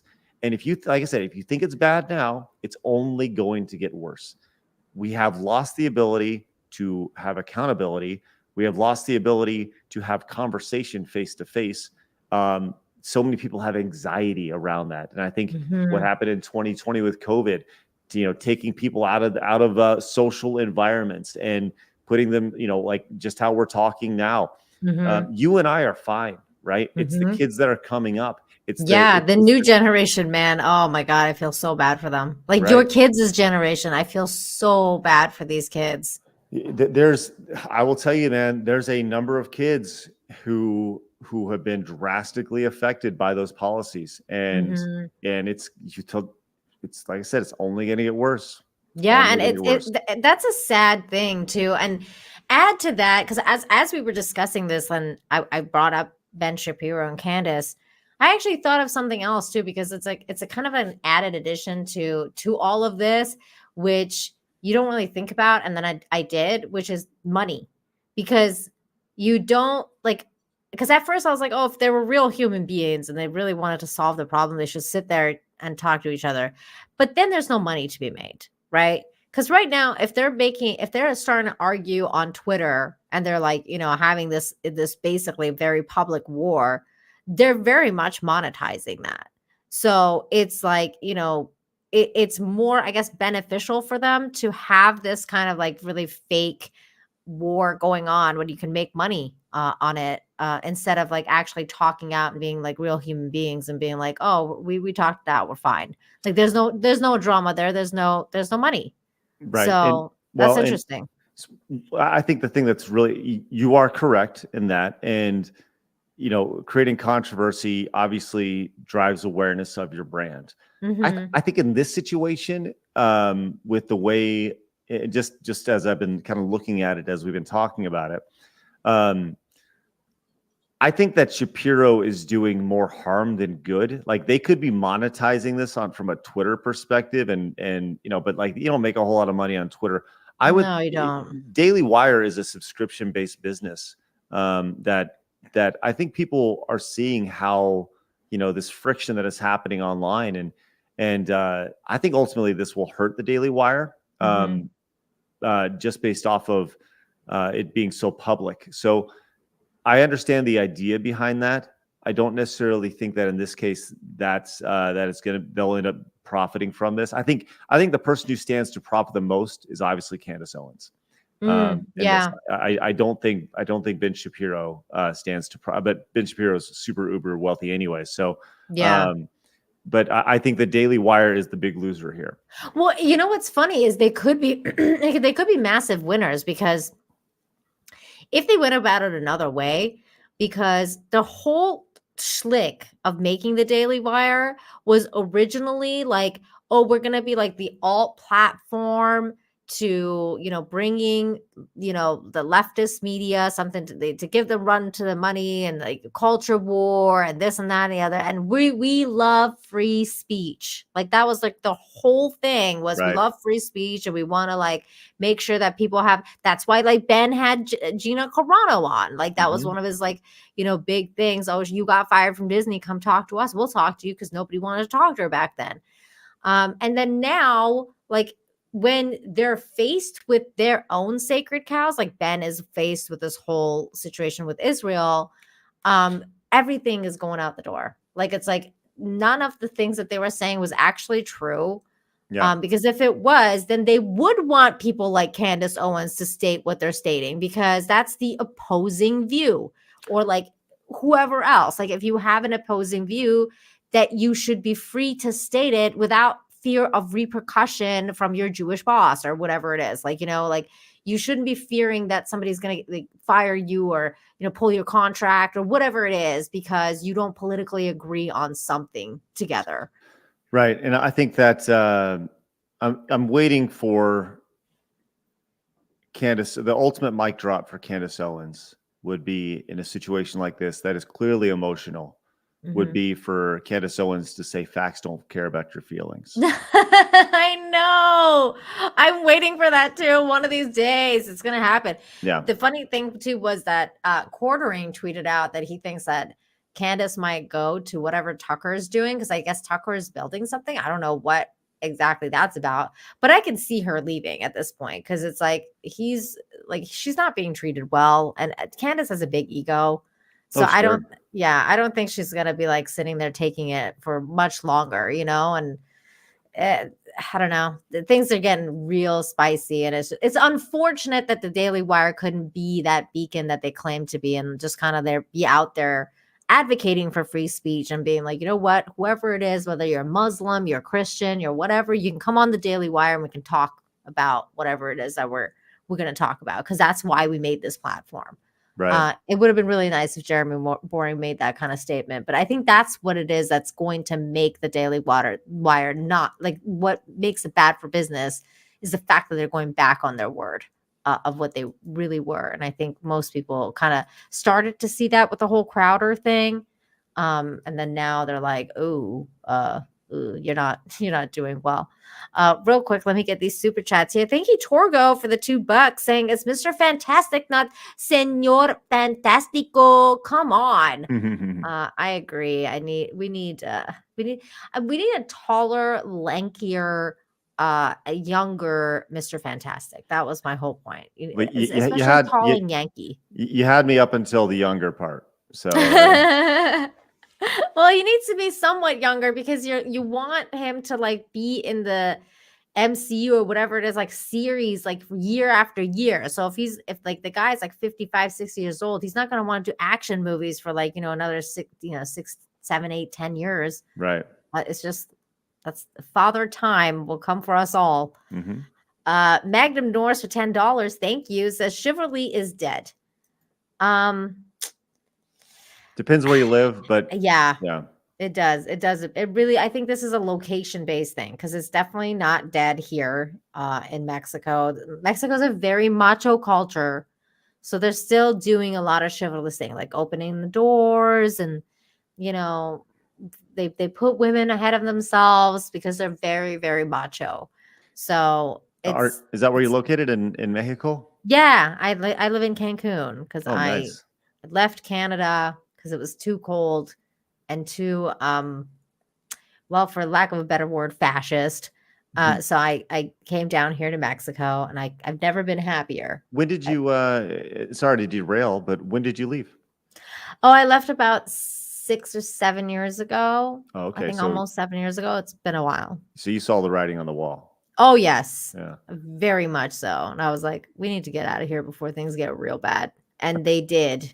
I think I know where you're going. I think I know your answer to this, but what did you think of the trucker convoy? Oh my God, they're my heroes. Like I was out there like honking away. I was called a Nazi and a fascist for honking at the truckers. I think the reason that the trucker convoy, by the way, thank you again, Magnum Norris, for the $10. I think that the reason that COVID came out of the trucker convoy, or we came out of COVID the way it did, is because the truckers did what they did.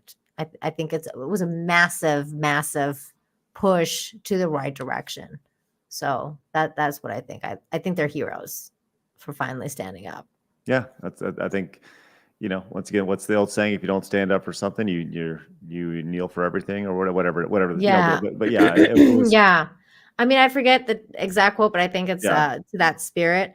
I also was kind of like, as a Canadian, Craig, I was very much kind of like, well, first of all, very disgusted with what was going on with my government and like them just going against very, very Canadian values. Mm-hmm. But also I was kind of like, where are all my Canadians at? Like, where is everybody? For the longest time, I was like, this is weird and strange because Canadians can be very passionate, especially if it's about hockey. Right. And hockey started to get threatened. And I think that was part of the reasons the truckers were like, all right, we got to do something. Because they were starting to like talk about like hockey being banned for a while and like, not going to the NHL, blah, blah, blah. The NHL got canceled, all this stuff. And then, of course, the border situation was just not good.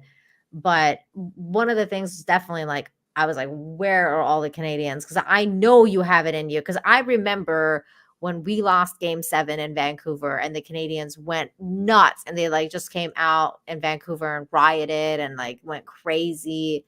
And I was like, where are all these people but against like, government tyranny? Right. Like it would be really nice if they came out. And then finally they did. And I was just like, I knew they were out there. And then the big thumb of the law came. The brother government came and just tried to said, get out of here. Get out. It was too fast though, too Craig. loud. It was too fast though, Craig. Like I think what they kind of fucked up. Like I think the government fucked up because I think they were all kind of like on the same page and they were like fine with what was going on. And then they did the bank account thing. They froze the bank accounts. And that one was too far, too fast for their plan. So everybody, because then at that point, everybody was like, wait, what are you doing exactly? Like a lot of rich people got affected. So they were like, wait, what exactly are you doing here? And I think they kind of played their hand too early. So everybody else started waking up. The freezing of the money is that's tyranny at its finest right there. That's just crazy. And at its core, I mean, that's basically what it is. It's crazy. I highlighted this comment because I wanted to ask you about it. Yeah. You won't play more Mario Sunshine, Craig. How dare you? So have you ever played it? Yes. Yes, okay. I have. So a little bit of background here, Nina. During my Mario Funathon, I had a lot of requests to play Mario Sunshine. My thought on Mario Sunshine was that it was such a drastic change from Mario. It's not really like a Mario game. That's the way I kind of always saw it. So I took a day and I played Mario Sunshine, gave it a good 2.5, 3 hours, and I had a great time. I had a great time playing it. I did. I enjoyed it.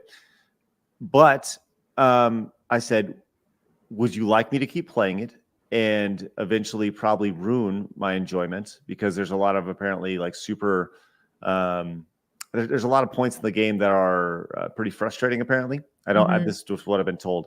Or would you rather me end on a high note? And my thought is I'd much rather just end on a high note and enjoy the memories that I had. Okay. And so when people say, did you enjoy Mario Sunshine? I say, yeah, I enjoyed Mario Sunshine. It was a great game. Sure. I mean, that's a good plan. That's a good plan. I remember I played that game. This is like a long time. This is when it came out.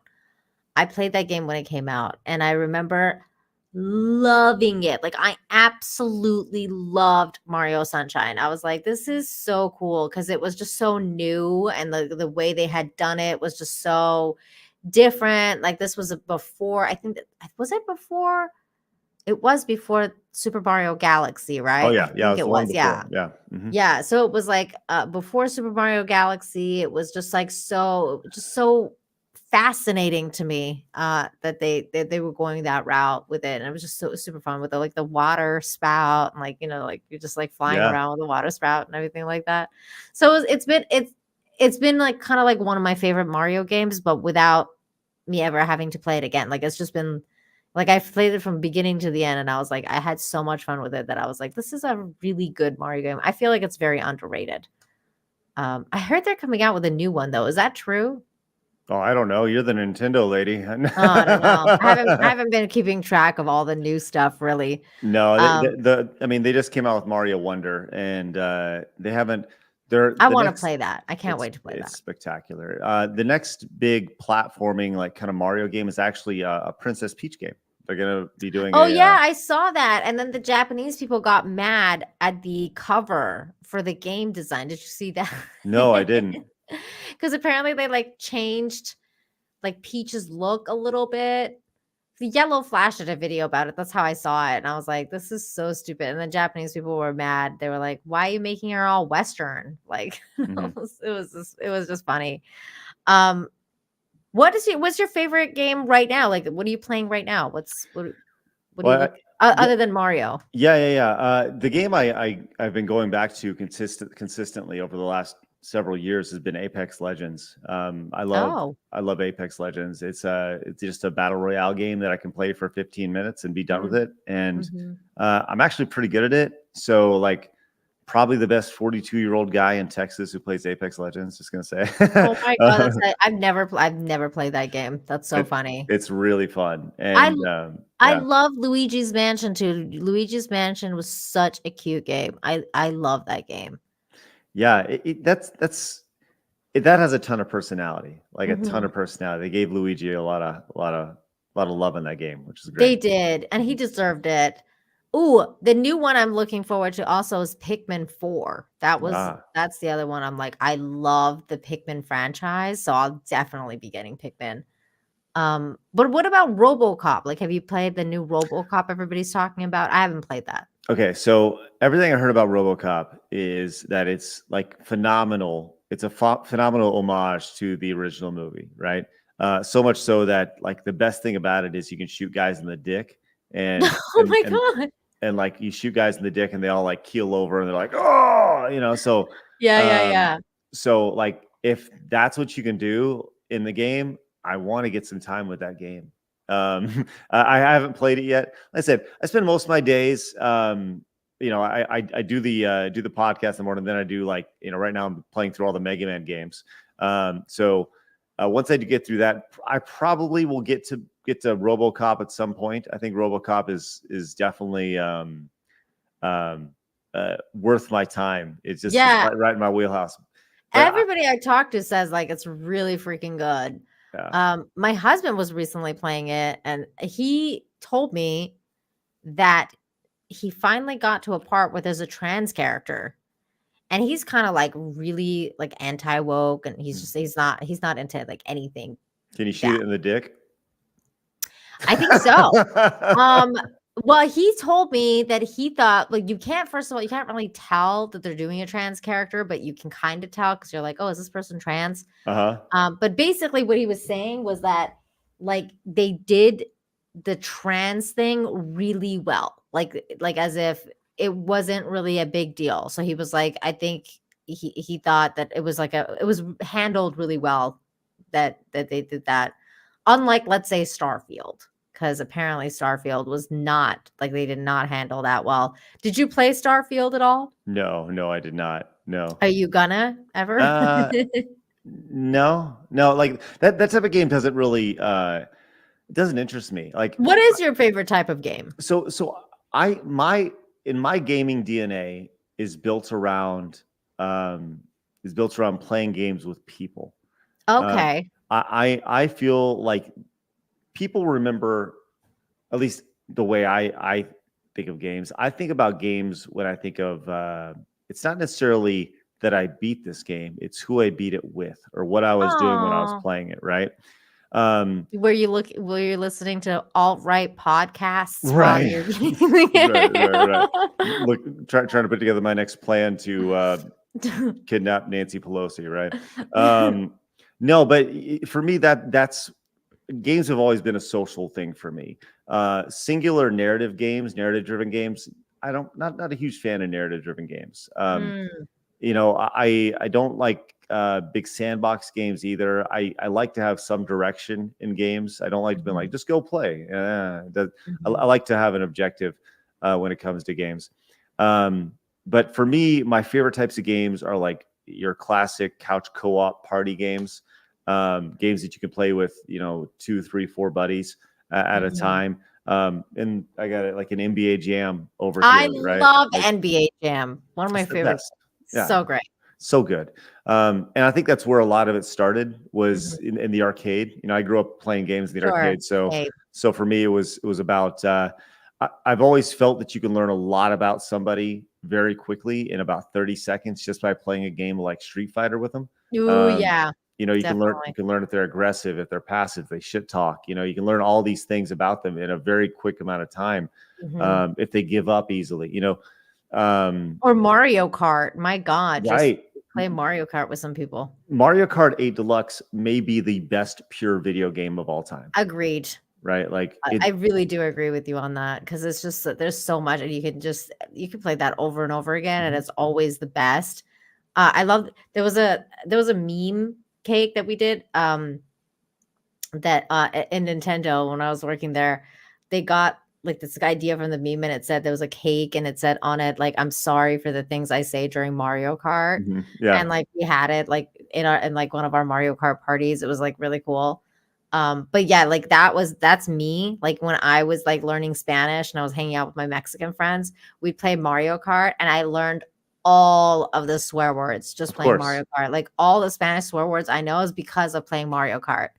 And I make a lot of people laugh about that. Like Polly from Latino Slant. Like I was like, I know how to say this and that and the other, because I barely speak Spanish, but I know all the swear words because of Mario Kart. Right. And I think that's the beauty of when you learn a new language, that's always the first thing that you learn is the dirty language, right? I mean, the dirty words. You gotta learn it. Gotta learn puta.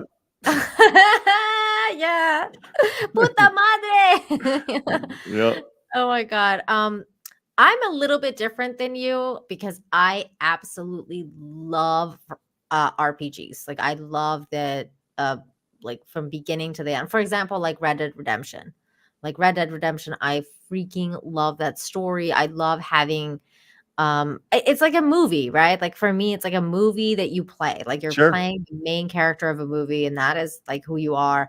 Witcher 3 is like one of my favorite games of all time. I think like The Witcher 3 is so amazing. Have you ever played that? Yeah, I know The Witcher. Yeah, I actually did play Witcher 3. Yeah. Did you like it? Yeah, it's fun. Like I said, it's not. I get what happens in those narrative-driven games is I play for like 2 hours and I'm like, okay, I get it. You're done. Yeah. I'm the same. You're the same as my husband. My husband's like, I can't sit here for more than an hour and do that. Whereas with me, it's like such a weird and sacred space that I go into, and I'm like, I'm lost now. Like I'm in this world, like I'm gone. And then the weird part too was like for me to start streaming it. Like that was probably like the weirdest thing for me to ever do, was to get out of my comfort zone of being in this like safe space of my own little world of being in a video game and play the video game in front of other people and talk to them while it happens. And now I find it really fun, but it took me a minute to get into, because I was like, usually this is it's a sacred thing. Like I don't want to be playing with other people unless it's a game meant to play with other people, like Mario Kart or like whatever else. But like watching a single player game, like for example, like playing, Hogwarts Legacy, like online and like sharing it with everybody, like that was wild for me. I was like, this is so wild, because usually I'd be playing by myself and I would be a lot more annoying, because I would go and like, just look at every single thing, or like, just do like the very, very detailed things that nobody probably wants to do or think about. Because I'm fucking weird like that. But man, Craig, it's been such a fun time. Are we done with you? Yeah, we can finish this out, because I don't really have any other topics. Oh, okay. Well, that was super fun. It was. I just heard my own voice because I accidentally went to a tab. Oh, wait, you know what? I will ask you about one more question, actually. Yeah. Because I know. Well, I'm excited about it. The Grand Theft Auto 6 is coming out. That is definitely something I'm very much looking forward to. What are your thoughts on Grand Theft Auto 6's? Okay. So I have got a lot of thoughts on GTA 6. Okay, please share. Did you see what Take-Two, who is the developer of GTA 6, did you hear what they said about the monetization structure of the potential monetization structure of GTA? Oh, I have not. Please share. So the CEO of GTA of Take-Two, and this is a story we haven't had a chance to talk about yet, but and I want to make sure I get this right. Let me make sure I pull this up because I think this is actually really important. The way this is, I saw this for the first time tonight. The GTA 6 publisher believes games should be priced per hour. What? So this is the CEO of Take-Two Interactive, believes that games should be priced on a per hour basis, and publishers don't have the ability to raise their prices, so they should be able to. Wait. You mean per hour basis? Do you mean like depend like how long the game is supposed to be? Like it's if the game is like 70 hours of play, or how many hours you spend playing it? Yeah, good question. Let me actually read the exact quote. In terms of pricing for any entertainment property, basically the algorithm is the value of the expected entertainment usage, which is to say that the per hour value times the number of expected hours plus the terminal value that's perceived by the customer in ownership if the title is actually owned, not say rented or subscribed to. And you'll have to, and you'll see that that bears out in every kind of entertainment vehicle. By that standard, our frontline store prices are still very, very low because we offer many hours of engagement.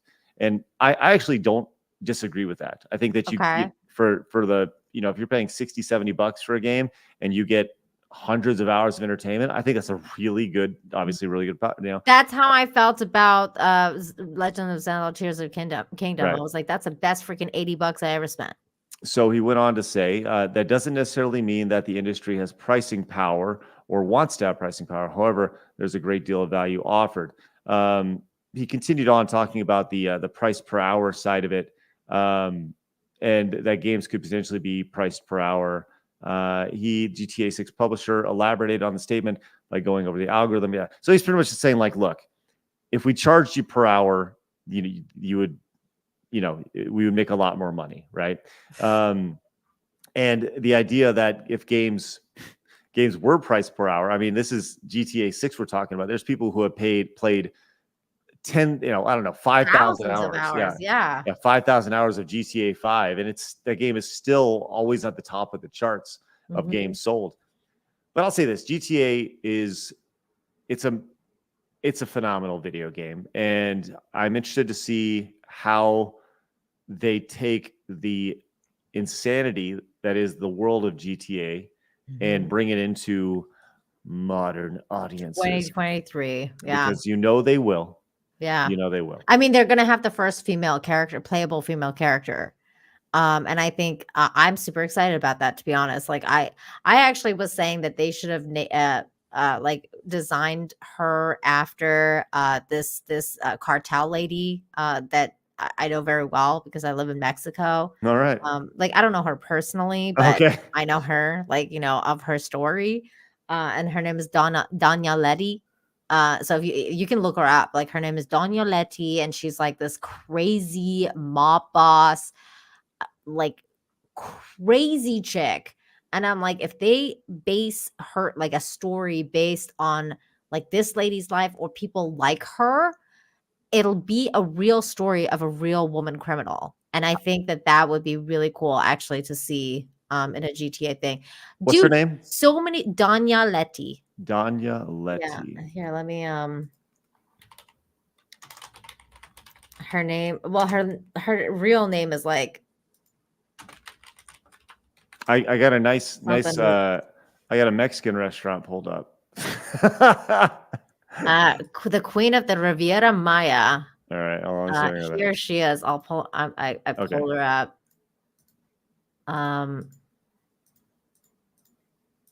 This is her. The woman who declared war on one of the most wanted drug lords. They had a drug war here. Leticia Rodriguez Lara became famous for unleashing the wave of violence in the tourist destination of Quintana Roo. That's where I live. She's even held responsible for the most violent acts in the place. And although she is now in prison, she still remembers how she closed the step to one of the most wanted narco leaders. Anyway, this lady, her life story is freaking nuts. And I was saying, like, if you design the character after a girl like this, or like a life of a cartel boss or something like that, like a woman, like a female cartel boss, that it would actually be a really cool character.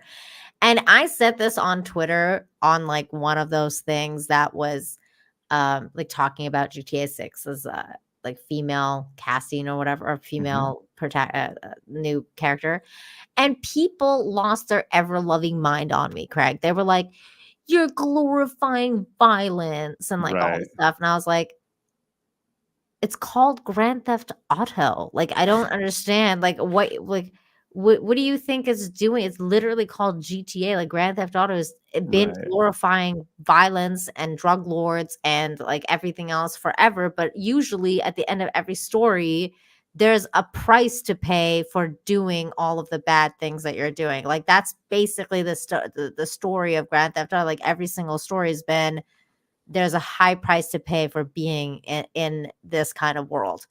And so like, just like with her, like she's in fucking prison now. Like that, it's not a very glamorous thing. Like, it can be glamorous, but if you end up in jail or caught, like, then it's not, or dead, like it's not really glamorous then, is it? Because that's usually how it goes. You're either successful and then until you're not, right? Like until you're dead or in jail. Is there like, is Mexico pretty safe? I live in Texas, right? It depends on where in the country, just like in the States. Like, there's definitely really like safe places, and then there's very unsafe places. Where I am is one of the safest places in the country. Montana was actually very, very, very safe. Okay, cool. That's interesting. I don't know. Like, that's one of my big hesitations of like bringing my family, specifically my girls, down there. You know, like hear about all the nastiness that happens down there. You know. No, I can understand the concern. I mean, I had concerns when I was moving here. I was like, I'm gonna die. But no, it's very safe here. The thing is that like most of the cartel stuff that happens is very targeted stuff. So usually if like a bad incident happens, it's very unlikely that innocent people get caught in the crossfires. Like, sometimes it happens, like very, very rarely, but because like where I am is such a huge tourist destination, the cartel knows that they make their money off the tourists. So they don't want to like come here and kill the tourists. That is bad for business. So they all have like little pockets of places that they have, and they run, and they're all good with whatever pocket that is, depending on which cartel is in the lead. So when that chick, you know, was doing her bad business, it was because there was different cartels that were trying to fight over the territory. Usually that happens during election time. Wow. Because because that is the cartel is basically like Mexico's second government, or the hidden government, if you really want to think, you know, think about it like that. Because nothing happens in the Mexican government, in the real Mexican government, without the cartel's approval or exception, or, you know, somehow them knowing about it, or, you know, having a part of it. So that's just life here. It's just one of those things that you know, what's crazy though, Craig, is your government is very much like that too. Oh yeah, you guys are just in denial about it. You don't talk about it. It's not. It's an open secret, right? Like everybody knows that that's what's going on there too. But open. The big difference between Mexico and the United States is that the cartels are called the drug companies, and the cartels are is pharma. The cartels are big tech, right? Like that. Those are the cartels. Here, the ones that have power and money, and that have the sway. And the big tech too. I mean, like, I mean, look at these cartels. It's true. It's true. There's a lot of that going on, and like that to me is one of the reasons I like Mexico, is because they're very, very aware of who's running the country.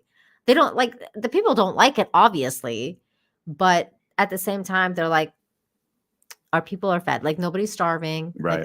Like, not a lot of people are starving. Most people are very hardworking. That's, you know, I mean, obviously things could be improved, but the craziest part is that the cartel does stuff to improve people's lives here, especially poor people. Sure. That's why you don't see the people really turning against them, because most of the time they're caring about them more than actual government Right. does. Yeah, because they're investing in the community, Yeah, they do. They invest in community, they invest Mhm. in schools, they invest in churches, they invest in like all sorts of stuff because that's what they want for their kids or whatever. So they're like, hey, I'll just make it because the government's not going to do it, so I'll do it.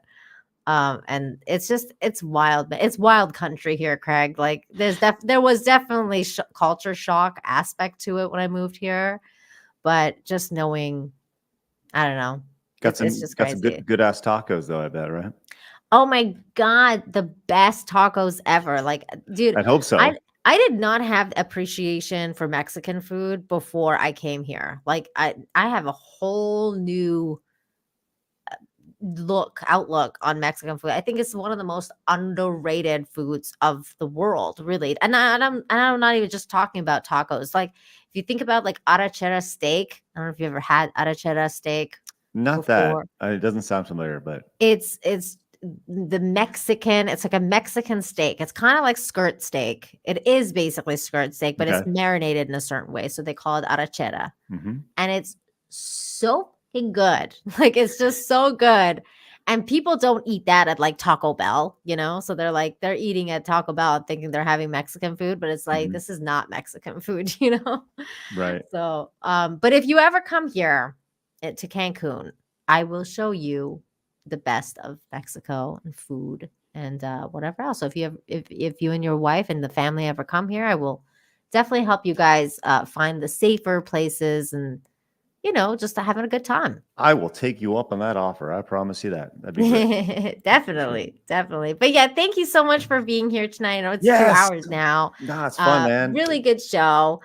So before we leave, please tell everyone where they can find you and what you got coming up next. Well, you can find me in 12 hours from now over at Side Scroller Podcast over on YouTube. We are live Monday through Friday at 11 a.m. Central Time.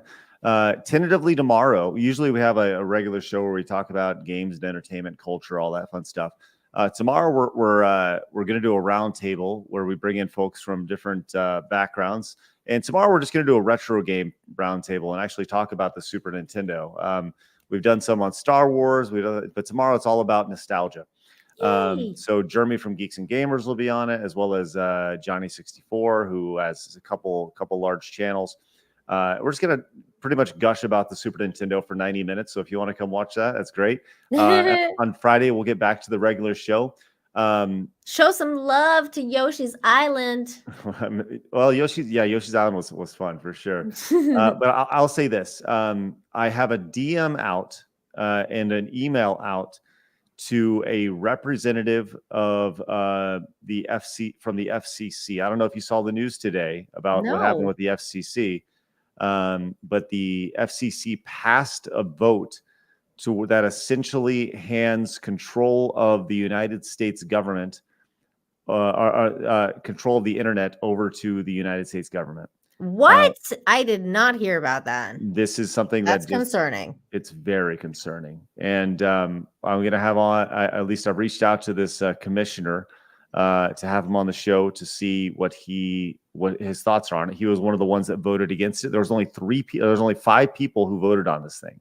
And it passed 3-2. He was one of the 2 that was against it.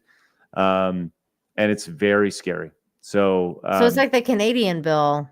I think that one was like CO4, whatever the hell it was. I forget CO2. Right. I don't remember what it was, right. But it passed, and it's not good. No, this is not good at all. And it's like I may be looking for a place in Cancun here soon. So okay, all right. Well, can you please tag me on that, or like something to do with that, or like DM me it so I can look into this, because that sounds very concerning, and I want to inform myself about what's happening. Magnum Norse, thank you for the very generous $20. Nina tells white man that there's no problem coming here unless you're targeted, such as white people. LOL. It's all good, Craig. No, if I mean targeted, unless Craig is part of the cartel and I don't know about, that's what I mean by targeted hits. Like you're in the cartel and you do something wrong. And that's when you get in trouble with the cartel and they come to get you, or your girl, or your wife, or your side piece, or your, grandma, whatever.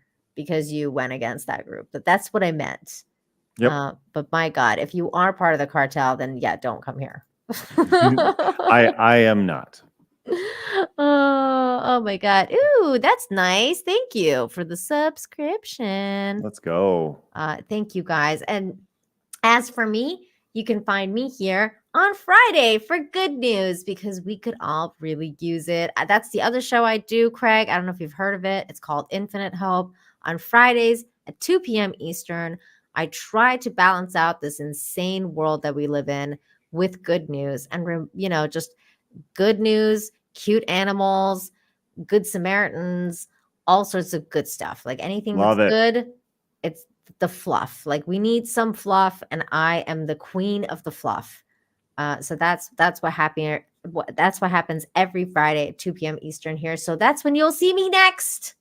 Awesome. Well, and thank you again, Craig, for coming by. All of Craig's links is in the description down below. So make sure you go and check it out. Even though we talked about how shitty social media is, you make sure you subscribe to them because you guys are adults, hopefully.